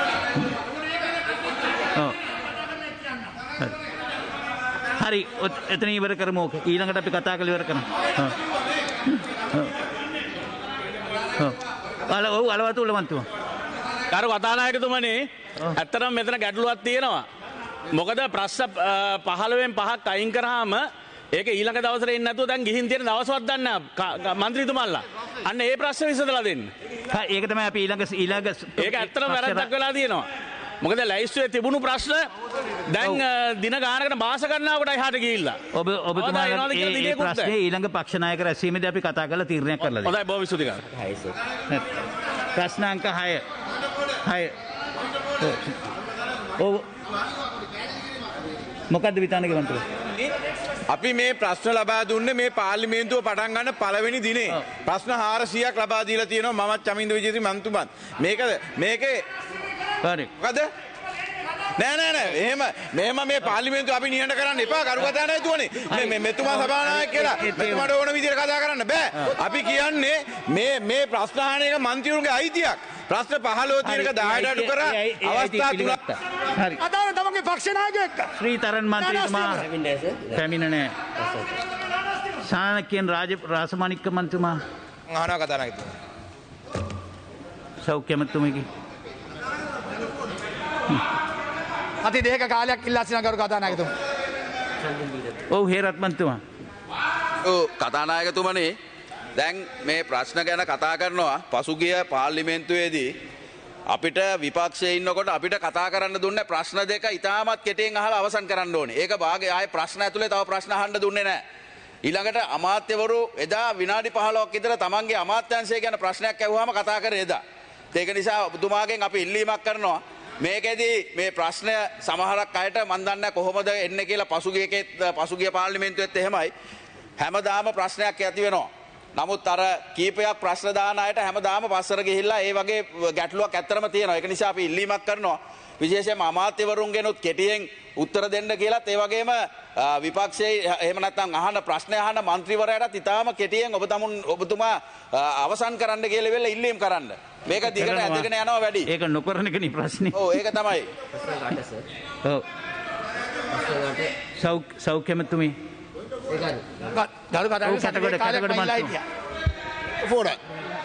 ගරු කතානායකතුමනි මේ ප්‍රශ්න 1යි 27 2යි මේගොල්ලන්ගේ මෝනින් ෂෝ එක මේ.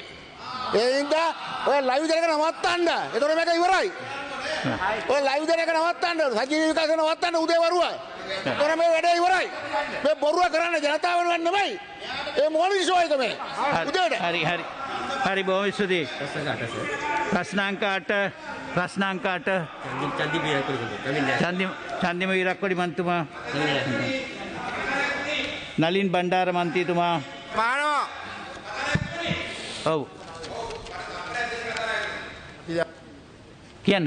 ඔව් මේ අපේ කතානායකතුමනි මම මඩකලපුවේ ඉඳන් කිලෝමීටර් 422ක් එනවා පාර්ලිමේන්තුව. ආය 422ක් යනවා. උදේට මේ ෂර්ට් එහෙම ඇඳුම් එහෙම අයන් කරන් එන්නේ පාර්ලිමේන්තුවට. ප්‍රශ්නයක් දුන්නේ කතානායකතුමනි සැප්තැම්බර් මාසේ. ඉතින් දැන් සෞඛ්‍ය අමාත්‍යාංශයේ සෞඛ්‍ය ඇමතිවරයෙක් ඉන්නවා. වැඩ බලන සෞඛ්‍ය ඇමතිවරයෙක් ඉන්නවා. නියෝජ්‍ය සෞඛ්‍ය මම දැක්ක සුදර්ශනී වනයන්ට පුල්ලේ මැතිණිය ඇවිල්ලා හිටියේ දැන් එළියට ගිහිල්ලා. ඉතින් කතානායකතුමනි මෙහෙමනම් කරන්නේ අපිට කලින්ම කියන්න මඩකලපු ඉඳන් කිලෝමීටර් 800ක් ඇවිල්ලා මට මේ ඇඳුම් මෙහෙම අයන් කරන් උදේ පාර්ලිමේන්තුවට ඇවිල්ලා මේ නැත්තද එන්නෙත් නැහැ. අපිට කලින් කිව්වා නම් අපි එන්නේ නැහැ. මොකද අපිට ගොඩක් ප්‍රශ්න තියෙනවා කතාන මේ සෞඛ්‍ය හා සම්බන්ධ ප්‍රශ්න කොවිඩ් වසංගතෙත් එක මේ වගේ ප්‍රශ්න වලට උත්තර දෙන්නේ නැති වුණාම තමයි අපි පාගමන් යන්නේ. අපි මේ කොවිඩ් කාලේ සෞඛ්‍ය ඇමතුමගෙන් ප්‍රශ්නයක් අහන වැදගත් ප්‍රශ්නයක්. සැප්තැම්බර් මාසේ දුන්න ප්‍රශ්නේ. සති 3ක් කාලේ ඉල්ලුවා මේ කවදෙයිද කියලා දන්නේ නැහැ. ඊට පස්සේ පාගමනක් ගියාම පොලිසියෙන් අපිට ගෙනල්ලා දෙනවා මේ නඩු. ඒක නිසා මේවට පැහැදිලි කවුරු හරි අනේ ආණ්ඩු පක්ෂේ සංවිධායකතුමා ඉන්නවා ජොන්සන් ඇමතුමා ඔබතුමා වගේ මේ උත්තර දෙන්න පුළුවන් එක්කෙනෙක් හරියට නම් ලේසි. ප්‍රශ්න හැමදාම සති දෙකක් කල් ගියාම ඇමතුමා අපි මොකටද දෙන්නේ? අපිට කතා කරන්න වෙලා දෙන්නෙත් නැහැ. ඉතින් අපි කොහොමද දෙන්නේ? මොකටද දෙන්නේ? මොකද මේක වැදගත් ප්‍රශ්නයක්. මොකද මඩකලපුව දිස්ත්‍රික්කයේ සෞඛ්‍ය ප්‍රශ්නයක්. එතුමා උත්තර දෙන්න. රාසමාණික්ක මන්ත්‍රීතුමා මම පැහැදිලි කිව්වා සති දෙකේ පළවෙනි වතාවට ඊට ප්‍රශ්නය අහලා තියෙනවා. මේ ඔක්කොමයි ස්ථිර කරගෙන තමයි එන්නේ ඇඳුම්. හරි. හුඟ සමහර මන්ත්‍රීවරු එනවා කිලෝමීටර් 250 300 100 ඒක තමයි ඡන්දිල්ලලා එන්නේ. මේ ඉන්න වේට් ඉන්න කතා කරනවා. හරි. දැන් එතුමා පෙන්නන්නේ එතුමා මේ කිලෝමීටර් 400 මයිලා තියෙන මේ ප්‍රශ්නය අහන්නේ. හරි. එහෙම එන්න බෑ පාර්ලිමේන්තුව තමුන්නාස ඡන්දෙන් පත් උනේ පාර්ලිමේන්තුවෙන්ද. ඊළඟට ඇමතිවරයෙක්ටත් තියෙන ওই වර්පසාදයක් ඒ ප්‍රශ්නෙට උත්තර දෙන්න විදියක් එන්න විදියක් නැත්නම් සති දෙක හරි සතියක කාලයක් ඉල්ලන්න. ඒක තමයි ගරු කතානායකතුමනි. ඒ නිසා අපි ඔබතුමා අහපු ප්‍රශ්න ගොඩකට උත්තර දීලා තියෙනවා. ඔබතුමා ඒව ගැන මතක් කිරුවේවත් නැහැ. අඩුගානේ ස්තුතියක් කරුවේ නැහැ. ඔබතුමාත් ප්‍රශ්න අහන්නේ කතන්දරයක් වගේ අහන්නේ. පිටු ගණන්. හැබැයි ඔබතුමාගේ හැම උත්තරයක්ම අපි දීලා තියෙනවා. අද ඇමතිතුමා මට දන්ලා තියෙනවා සති දෙක කාලයක් ඉල්ලන්න. මේක මේ දේශපාලන වාසි ගන්න එපා. තුට්ටුද ඔබතුමාට වැදගත් දේශපාලඥයෙක්. මම ගොඩක් ගරු කරනවා ඔබතුමාට. ප්‍රීතියන් මම දන්නවා ඔබතුමා හුඟක් කල් ඉඳලා. ඒ හින්දා මේ පල්ලෙහා තත්තර පත්තන්න එපා මේ පාර්ලිමේන්තුව. ඇමතිනේ සති දෙකක් ඉල්ලපුවාම මේ වැදගත් විදියට උත්තර දෙන්නත් වෙනවද? හරි. බොහොම ස්තුතියි. නලින් බණ්ඩාර මන්ත්‍රීතුමාගේ ප්‍රශ්නය අහන්න. ආනවා ගරු කතානායකතුමනි අපේ වාරි මාර්ග ඇමති චමල් රාජපක්ෂ මැතිතුමාගේ වාරි මාර්ග ඇමතිතුමා ඔව් රාජපක්ෂ මැතිතුමා අපි ඇත්තටම ජොන්සන් ඇමතුමා එහෙම නෙවෙයි කිලෝමීටර් 400 කිව්වේ ඇමතුමා අපේ දිගින් දිගටම අපේ වැදගත් ප්‍රශ්න ඇමතුමා කල් යනවා මම කවදාවත් කල් වැඩිපුර වෙලා අරන් ප්‍රශ්නයක් අහලා නැහැ මම අගමැතිතුමාගේ ප්‍රශ්න විතරයි වෙලා අරන් ඇහුවේ මොකද මේ අවස්ථාව ලැබෙන්නේ අවුරුද්දට සැරයක් මොකද අපේ මේ විපක්ෂේ ගොඩක් පක්ෂ තියෙන නිසා එහෙම නැත්තම් මම කවදාවත් කල් අරන් ප්‍රශ්න අහලා නැහැ ඒ වගේම මම ඇත්තටම පිළිගන්නවා ගොඩක් ප්‍රශ්න උත්තර දීලා තියෙනවා හැබැයි මේ සෞඛ්‍ය සම්බන්ධ ප්‍රශ්නයක් ඇමතුමා මම ඒකයි කියන්නේ ඒක නිසා තුන් දෙනෙක් හරි ආව නම් ලේසි මනේ නෑ එතුමා දෙවනි පාටත් කතා කරලා මම උත්තර දුන්නේ නැත්තම් යන්නේ ඊට පස්සේ මාධ්‍ය එන කතන්දරයක්. ඒ නිසා මම මතක් කරනවා මේ අහලා තියෙන මඩකලව දිස්ත්‍රික්කයේ පිහිටි අධි දික්කොඩේ රෝහලේ ජනතාවශ්‍ය සඳහා බාහිරවනගේ මට්ටමේ පවතින බවත්. ඉතින් මේ අපේ ආණ්ඩුව මේ ඇවිල්ලා දැන් මාසකයි පැයි. මේ ගිය අවුරුදු 5 අවුරුද්දක් ඉතින් තමුන්නාංශ මොනවද කරේ? අවුරුදු 5ක් පොල් ගෑවද? මඩකලවේ මිනිස්සු තමුන්නාංශ ඡන්දෙ දුන්නේ. තමුන්නාංශට දුන්නේ. හරි. තමුන්නාංශ මොනවද කරුවේ? හරි ඇමතුමා උත්තර දෙන්න. හරි හරි හරි එහෙම ඊසියයිද කතා කරනවා තමුන්නාන්සට ඉතින් අයිතිය තියෙන කරු කතානායකතුමනි පොයින්ට් හවුස් ආණ්ඩු පක්ෂ සංවිධායකයෝ ගරු කතානායකතුමනි මේගොල්ලන්ට උදේ ඉඳලා කතා කරන්න පුළුවන් පැය ගණන් අපි උත්තරයක් දුන්නා වෙලාවට රිදෙනවා මේගොල්ලන්ට විතර නෙමෙයි අයිතිය තියෙන්නේ අයිතිය අපිටත් තියෙනවා ඒ හිතන්න එපා මේ ඒකාධිපතිත්වය ගෙන්න හදන්න එපා ගිය අවුරුදු 5 වගේ තමුන්නාන්සලා මතක තියාගන්න හැමදාම අපි ඉවසගෙන ඉන්නවා 12 මාර්ග ප්‍රශ්න වලට උත්තර දෙනවා මේ චණ්ඩිකන් තියාගන්න තමුන්නාන්ස ගෙදර තමුන්නාන්සගේ චණ්ඩිකන් ඒ චණ්ඩිකන් ඉවරයි අපි විපක්ෂයේදී තමුන්නාන්ස චණ්ඩිකන් වලට උණ දුන්නා අපි විපක්ෂයේදී තමුන්නාන්ස චණ්ඩිකන් වලට මෙතන මුණ දුන්නේ මතක තියාගන්න මෙතන මුණ දුන්නේ මතකයිනේ මතකයිනේ ඇමතුමා උත්තර දෙන්න ඇමතුමා උත්තර දෙන්න ඇන්නෑ ආණ්ඩු පක්ෂයේදී නෙමෙයි. හැබැයි කරු කතානායකතුමනි මේ සභාවේ වැඩ කටයුතු කරන්න බාධා කරන മന്ത്രിවරුන්ට ඔය මේ ආවර නියෝග අනුව තියෙන ක්‍රියා කරන්න. එතකොට ඔය කතාව ටිකක් නවතුයි. කරුණාකරලා ඔක නතර කරන්න. දැන් වෙන්නේ නැහනේ. ඇහෙන්නෙත් නැහැ. ඇමතුමාට උත්තර දෙන්න. ඔව්. නතර කරන්න ඇමතුමා මන්ත්‍රීතුමා. ඒව වෙනම බේරගන්න. ඒව වෙනම බේරගන්න. ඒ කාර්යයක් කරilla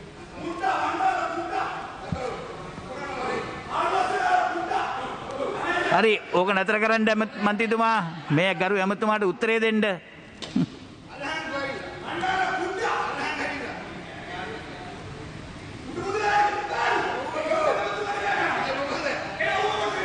කරුණාකර ඉඳගන්න. ඔබතුමාත් ඕක නතර කරන්න ඔතනින්.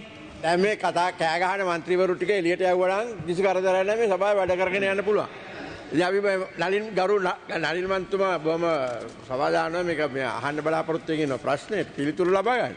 ඒකට ඉඩ දෙන්නේ නැහැ. මෙන්න පිළිතුරු.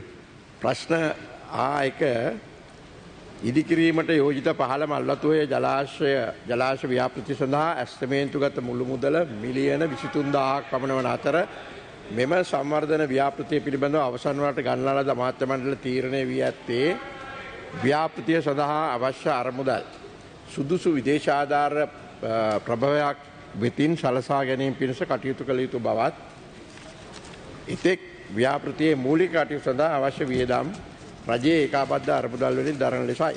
එබැවින් මේ දක්වා නිශ්චිතව විදේශ ආධාර යටතේ ව්‍යාපෘති ක්‍රියාත්මක කරන්නේද නැතහොත් දේශීය අරමුදල් භාවිතා කොට ක්‍රියා කරන්නේද යන්න පිළිබඳ අවසන් තීරණයක් රජය විසින් ගෙන නැහැ. නමුත් අපට තිබෙන 2020 මෙවර වෙන් කරපු මුදලින් රුපියල් මිලියන 500ක ප්‍රතිපාදන යොදාගෙන වැඩ පටන් ගන්නවා හෙට අනිද්දාම. ඔබතුමාටත් ආරාධනා කරන්නම්. 2 මෙම ව්‍යාපෘතියේ ඉදිකිරීම සඳහා ගත වන කාලයේ ව්‍යාපෘතිය සඳහා වාර්ෂික වෙන් කරන ලද මුදල් ප්‍රතිපාදන මත බොහෝ දුරට රඳා පවතින්නේ.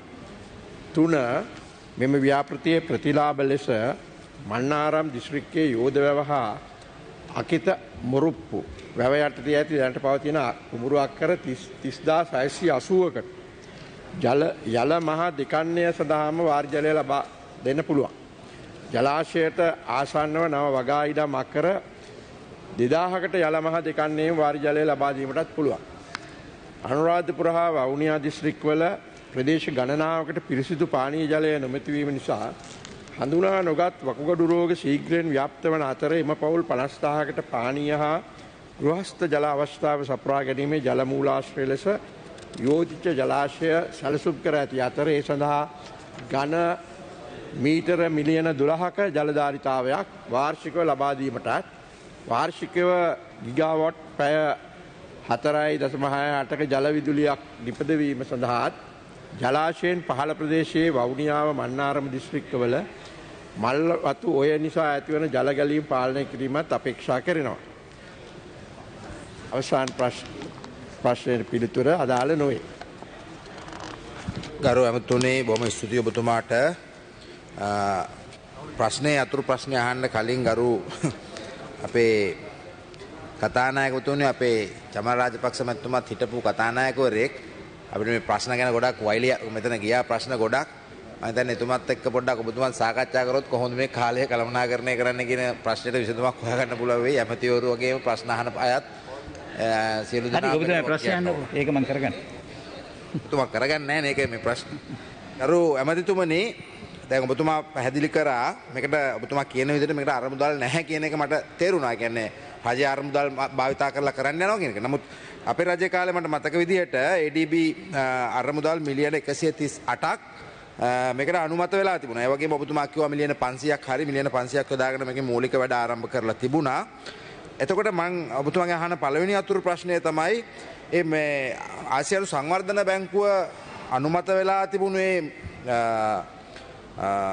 අරමුදල ඒක වෙනස් වුණේ මොකද ඒක අහිමුනේ මොකද කියන ප්‍රශ්න ඔබතුමාගෙන් අහන්න කැමතියි. නෑ එහෙම අහිමි වෙලා නෑ. නමුත් අපි පුළුවන් තරම් දේශීයව කරන්න හැක් දේවල් දේශීයව කරන්න තමයි බලාපොරොත්තු වෙන්නේ. මොකද මීට ඉස්සෙල්ලා මමම වාරිමාර්ග ඇමතිවරයා හැටියට තමුන්නාන්සලාගේ දිස්ත්‍රික්කයේ දැදුරෝය කරලා තියෙනවා. අද දිස්ත්‍රික්කයේ දැදුරෝය අපේ වාරිමාර්ග දෙපාර්තමේන්තුවේ ඉංජිනේරුවෝන් දේශීය අරමුදල් යොදාගෙන තමයි කරන්නේ. අවුරුදු 4ක් ඇතුළත ඒක ඩිමත් කරා. ඊළඟට ඒකේ සාර්ථක ප්‍රතිඵලල් තියෙනවා. ඒ වගේ විශාල ව්‍යාපෘති රඹකැන්නෝය ජලාශයත් අපි අපේ ඉංජිනේරුවෝ ඒ වගේම දේශීය අරමුදල් මේක අපි සොයලා බැලුවා දේශීය වශයෙන් අපිට කරන්න පුළුවන්. මම බලාපොරොත්තු වෙනවා අවුරුදු 3ක් ඇතුළත මේ ව්‍යාපෘතිය අවසන් කරන්න. මොකද අපට අලුතෙන් ඉඩම් දෙක දැනට කරන්න එක කාරණයයි. මේක වතුර දුන්නාම පස්සේ ඒ ඉඩම්ම ඊළඟ පාරේ දුවම කැලේ කපන්න ඕනත් නැහැ. අලුතෙන් ආපහු තියෙන කුඹුරු මස් හදන්න පුළුවන් දෙවරක්. ඒ නිසා අපි මේක ප්‍රධාන ව්‍යාපෘතියක් හැටියට සලකලා කරනවා. එමත්වනේ ඔව් මල්වත්තුවේ කියන්නේ අපේ රටේ දිගාතින් ගත්තාම දෙවෙනි ස්ථානයට පත්වෙන ගඟ. අතර මේ ගඟ ඔබතුමා කියන විදිහට මේ ව්‍යාපෘති තාම වැදගත්. මොකද මන්නාරම් දිස්ත්‍රික්කයේ විශාල ජලයගයක් තියෙනවා. ඒ වගේම අනුරාධපුරයේ දිස්ත්‍රික්කයේ සහ මන්නාරම් දිස්ත්‍රික්කයේ පානීය ජල ව්‍යාපෘති සඳහා මේක පාවිච්චි කරන්න පුළුවන්. මේක කඩිනම් කරන්න දැන් මම හොයලා බලපුවාම ගරු ඇමතුමනි අඩුම ගානේ මේකේ පවුල් 208කට වන්දි ගෙවීම සඳහා අවශ්‍යයි රුපියල් මිලියන 500කට ආසන්න ප්‍රමාණයක්. තවම ඔබතුමා දේශීය ආරමුදල් වලින් කරනවා නම් හොඳයි. අපිට තියෙන ප්‍රශ්නේ දේශීය ආරමුදල් අපි දන්නවා ආර්ථික ප්‍රශ්නයක් තියෙනවා. මහා භාණ්ඩාගාරයේ මුදල් හැකියාවක් තියෙනවා. ඉතින් ආසියානු සංවර්ධන බැංකුවෙන් මම දන්නේ මුදල් ප්‍රතික්ෂේප වුණේ මොකද කියලා. මොකද රටේ සල්ලි නැති ප්‍රශ්නේ අපි දැනත් දේශීය ආරමුදල් යොදාගෙන කරද්දි මේක ප්‍රමාද වෙයි. මම ඔබතුමාගෙන් අහන්නේ අඩුම ගානේ මේ පවුල් 208ට වන්දි ගෙවලා මේ මූලික අවශ්‍යතාවයත් ඉෂ්ට කරගන්න මෙතරම් ප්‍රමාද වෙන්නේ මොකද කියන කාරණේ. නෑ වන්දි ගෙවීමෙන් ප්‍රමාදයක් නෑ. ඒවා හරියට තක්සේරු වාර්තා ආවට පස්සේ ගෙවන්න පුළුවන්කම තියෙනවා. සමහර අයට ඉඩම් හම්බ වෙනවා. ඊට අමතරව මුදලුත් හම්බ වෙනවා. එහෙම ගැටලුවක් නෑ මේ ව්‍යාපෘතියේ.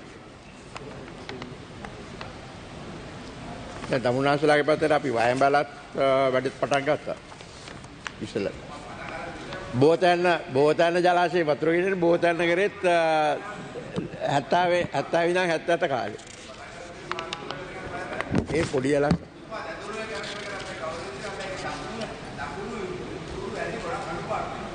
ඉතින් අපි සාකච්ඡා කරලා කරමු.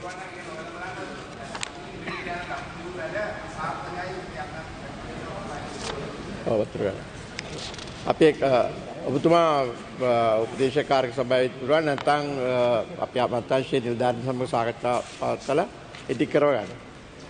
බොහොම ස්තුතියි ඔබතුමා. ශාන්ත බණ්ඩාරවන්තුමා. මහානගර කතානායකතුමනි. ගරු කතානායකතුමනි සති දෙකක කාලයක් ඉල්ලා සිටිනවා.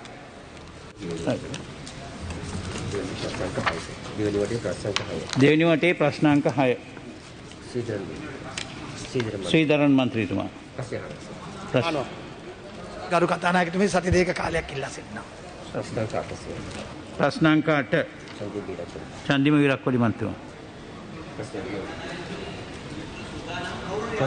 සභාගත ප්‍රශ්නය මේ අහනවා ප්‍රශ්නය. සභාගත කරන්න. ප්‍රධාන වැඩ කටයුතු අද දින ආරම්භක යෝජනා. බුද්ධික පතිරණවන්තුමා. ගරු කතානායකතුමනි. අනේ විපක්ෂ නායකතුමා ඔක අපි හෙට කරමු. දැන් අද මේ කාලේ තව මොහොතකින් සභාව නවත්තන්න. හොඳයි. බුද්ධික පතිරණවන්තුමා. ගරු කතානායකතුමනි වයිට් රෝස් පදනම සංස්ථාගත කිරීමේ පනත් කෙටුම්පත මම ඉදිරිපත් කරමි. යෝජනා විස්තර කරන්න. ගරු කතානායකතුමනි බුද්ධික පතිරණ මන්ත්‍රීතුමා ඉදිරිපත් කරපු එම යෝජනාව මම ස්ථීර කරනවා. බුද්ධික පතිරණ මන්ත්‍රීතුමා ඊළඟ යෝජනාව. ගරු කතානායකතුමනි ශ්‍රී බාලාභිවෘද්ධි වර්ධන සමිතිය සංස්ථාගත කිරීමේ පනත කෙටුම්පත මම ඉදිරිපත් කරමි. ගරු කතානායකතුමනි බුද්ධික පතිරණ මැතිතුමා ඉදිරිපත් කර ශ්‍රී බාලාභිවෘද්ධි වර්ධන සමිතිය සංස්ථාගත කිරීමේ පනත මම ස්ථීර කරනවා. බුද්ධික පතිරණ මන්ත්‍රීතුමා. ගරු කතානායකතුමනි මේක මේ උපාලි විජේවර්ධන මැතිතුමාට සම්බන්ධ කාරණයක්. රුහුණු උදානයේ සංවිධානයේ සංස්ථාගත කිරීමේ පනත් කෙටුම්පත මම ඉදිරිපත් කරමි. කතානායකතුමනි රුහුණු උදානයේ සංවිධානයේ සංස්ථාගත කිරීමේ පනත් කෙටුම්පත් යෝජනාව මම ස්ථිර කරනවා. අංක 4. අංක 4 යෝජනාව. ගරු කතානායකතුමනි වර්ල්ඩ් ලයිෆ් ලයින් යෝගා ආයතනයේ සංස්ථාගත කිරීමේ පනත් කෙටුම්පත මම ඉදිරිපත් කරමි. ඒකත් ස්ථිර කරන්න. ගරු කතානායකතුමනි වර්ල්ඩ් ලයිෆ් ලයින් යෝගා ආයතනයේ සංස්ථාගත කිරීමේ පනත් කෙටුම්පත් යෝජනාව මම ස්ථිර කරනවා. ප්‍රධාන වැඩ කටයුතු යෝජනා පිළිබඳ දැනුම් දීම. ඇජන්මන්ට්. ගරු කතානායකතුමනි පාර්ලිමේන්තුව පෙබරවාරි මාසේ 25 වෙනි 5 වෙනිදා දින පෙරවරු 10 දක්වා කල්තබිය යෝජනා පුංචි වෙලාවක් ලබා දෙන්න. මොකද 11 මාරටයි ඔබතුමන්ලා සැලසුම් කරේ පාර්ලිමේන්තුවේ වැඩ කටයුතු අවසන් කරන්න. විනාඩි 15ක කාලයක් තියෙනවා. මම ඒක නෙමෙයි ඉල්ලන්නේ. මට විනාඩි 3-4ක් ඉල්ලන්නේ ගරු කතානායකතුමනි. ඉතාමත්ම සෝචනීය ඛේදනීය ප්‍රශ්නයක් ඔබතුමාගෙත් මේ සභාවෙත් අවධානය යොමු කරන්නයි මම මේ අවස්ථාව උපයෝගී කරගන්නේ. ගරු කතානායකතුමනි 40000කට ආසන්න අපේම රටේ විදේශ ශ්‍රමිකයින් පිටරට අනාථ වෙලා සිටිනවා. විශේෂයෙන්ම ඒ අයව මේ රටට ගෙන්වීමේදී ඉතාමත්ම ඉහළ මුදල් ප්‍රමාණයක් ගුවන් ටිකට් පතට, නිරෝධායනය කරන හෝටල් වලට, නිරෝධායන මධ්‍යස්ථානවලට, PCR පරීක්ෂණවලට විශාල මුදලක් කැප කරනවා. විශාල මුදලක් වැය කරනවා. මේ වන විට විදේශ සේවා නියුක්ති කාර්යාංශයේ රුපියල් බිලියන 14ක්, ඒ කියන්නේ රුපියල් මිලියන 14000ක් තිබෙනවා. ඉතින් මම අහන්න කැමතියි ඇයි මේ වර්තමාන රජයට රටවිරුවන් වෙනුවෙන් මේ මුදල කැප කරලා මේ අයට නොමිලේ මේ රටට එන්නට අවස්ථාව ලබා නොදෙන්නේ. මොකද ඒ අය කරපු සියලුම ඉතිරි කිරීම අද වැය කරන්න සිද්ධ වෙලා තිබෙනවා මේ ආපහු මව්බිමට එන ගමනේදී. ඉතින් ගරු කතානායකතුමනි මේක මානුෂීය ප්‍රශ්නයක්. මේක ඛේදනීය ප්‍රශ්නයක්. ඔව්. ගරු කතානායකතුමනි දැන් මේ එතුමා මේ පිටරටින්ල ගෙන්නන අපේ රටේ ජනතාව ගැන මේ කතා කරන්නේ. දැන් මේක මිනිස්සු 27 දෙක යටතේ ඇහුවා. දැන් අපේ එතුමා දන්නලත් නැහැ. මම දැනගන්න කැමතියි මේ රීතිවල මොන රීතිය අනුවද මේ ප්‍රකාශය කරන්නේ. අපි ආණ්ඩුව රජයේ සූදානම් නැහැ, ඇමතිවරු නැහැ. මේක උත්තර දෙන්න ගරු කතානායක මේක ඉතාමත් වැරදි. මේක විතරක් මාධ්‍ය යනවා ඊට පස්සේ. ගරු කතානායකතුමනි මට අවසරය පොඩ්ඩක් ලබා දෙන්න. ගරු කතානායක ඔබතුමා මම දැනගන්න කැමතියි මේ මොන රීතිය අනුවද මේ කතා කරන්නේ. මම විරුද්ධ නැහැ. ගරු කතානායකතුමනි හදිසි කාරණයක් කියලා තමයි අවසානයේ කාරණාවක් තමයි. ගරු කතානායකතුමනි මට අවස්ථාව ලබා දෙන්න. අබවත් කාලෙන් බයිට ඉස්සෙල්ලා මම හදිසි කාරණයක් කිව්වා. හදිසි කාරණාවක්. හරි බොහොම ඉක්මනින් ඉක්මන් කළා ඉතින් පුතුමා කිව්වනේ පොඩ අවසන් නැහැ. 11 මාර වෙනකන් කාලේ තිබ්බා. මම විනාඩි 5යි ඉල්ලන්නේ. ඇයි රටවිරුවන් ගැන කතා කරනකොට මේක නතර කරන්න හදන්නේ? මේ වර්තමාන රජයේ බිහි කරන්නට විස්තරයක් නැතුව ඔබතුමා කියන දේ සහයෝගය ලබා දුන්නු කණ්ඩායම. ගරු කතානායකතුමනි 27 ඉදිරිපත් කරන්න පුළුවන්. වැදගත් විදියට. මේ රූපරාමු නතර කරන්න එපයි කියන්නේ. දෙකේ දේශපාලනට වැටෙන්නේ නැතුව. මේක තමයි ඇත්ත කතාව. මේ රූපරාමු නතර දෙකේ දේශපාලනට වැටෙන්නේ. රංජන් රාමනායක ගැන දවසක් කතා කරා, තව දවසක් තව එකක් ගැන කතා කරා. හැමදාම මොකද මේ තේරුම? මොකක්ද මේක තේරුම ගරු කතානායක? අපි රජයක් හැටියට මෙයාට උත්තර දෙන්න සූදානම්. හැබැයි ඒවා කරන්න ඕනේ ක්‍රමයක් තියෙනවා ගරු කතානායකතුමනි. කතානායකතුමනි මම බලන්නේ මේක හදිසියක් වෙන්නේ කොහොමද? මේ සුමාන ගාන මේ කතා කරපු විෂය. පක්ෂයේ ප්‍රධාන සංඝාධිපතිතුමාට අද දවසේ දැන් මෙතුමා කිව්වා ඉන්ජෙක්ෂන් ගන්න කොටි 20 ලක්ෂය ඉවරලා කියලා. කළ විපක්ෂ ඉතින් දරුවන්ට ඉන්ජෙක්ෂන් ගන්න ඔබතුමාටත් විශාල කාලයක් දීලා තියෙනවා. මට මේ අවස්ථාව ලබා දෙන්න. ඔබතුමාටත් විශාල කාලයක් දීලා තියෙනවා. මේ අමු පිස්සුවක් නෙමෙයි කරන්නේ. ඒ ආණ්ඩුව පත් කරන්නට විශාල කතානායකතුමනි මේක රට විරුවන් 40000කට ආසන්න ප්‍රමාණයක් හැමදාම විදේශ සේවා නියුක්ති කාර්යාංශයේ මිලියන 14000ක් තිබෙනවා. ගරු කතානායකතුමනි අපි ඒකට විරුද්ධයි. එජන්මන්ට් එක මොකද කරන්නේ? මේ මොන විරුද්ධයි? ඇමතිවරයෙක් නේ. එතුමා විතරක් මාධ්‍යට කතා කරනවා. කතා කරන්න අවස්ථාව දෙන්න ඕනේ ගරු කතානායකතුමනි. කතා කරන්න අවස්ථාව දෙන්න. එතුමාට විපක්ෂ නායකයෙක් කලින් වෙන් කරගෙන කතා කරා නම් අවසానයි. ඉදිරිපත් කරන්න.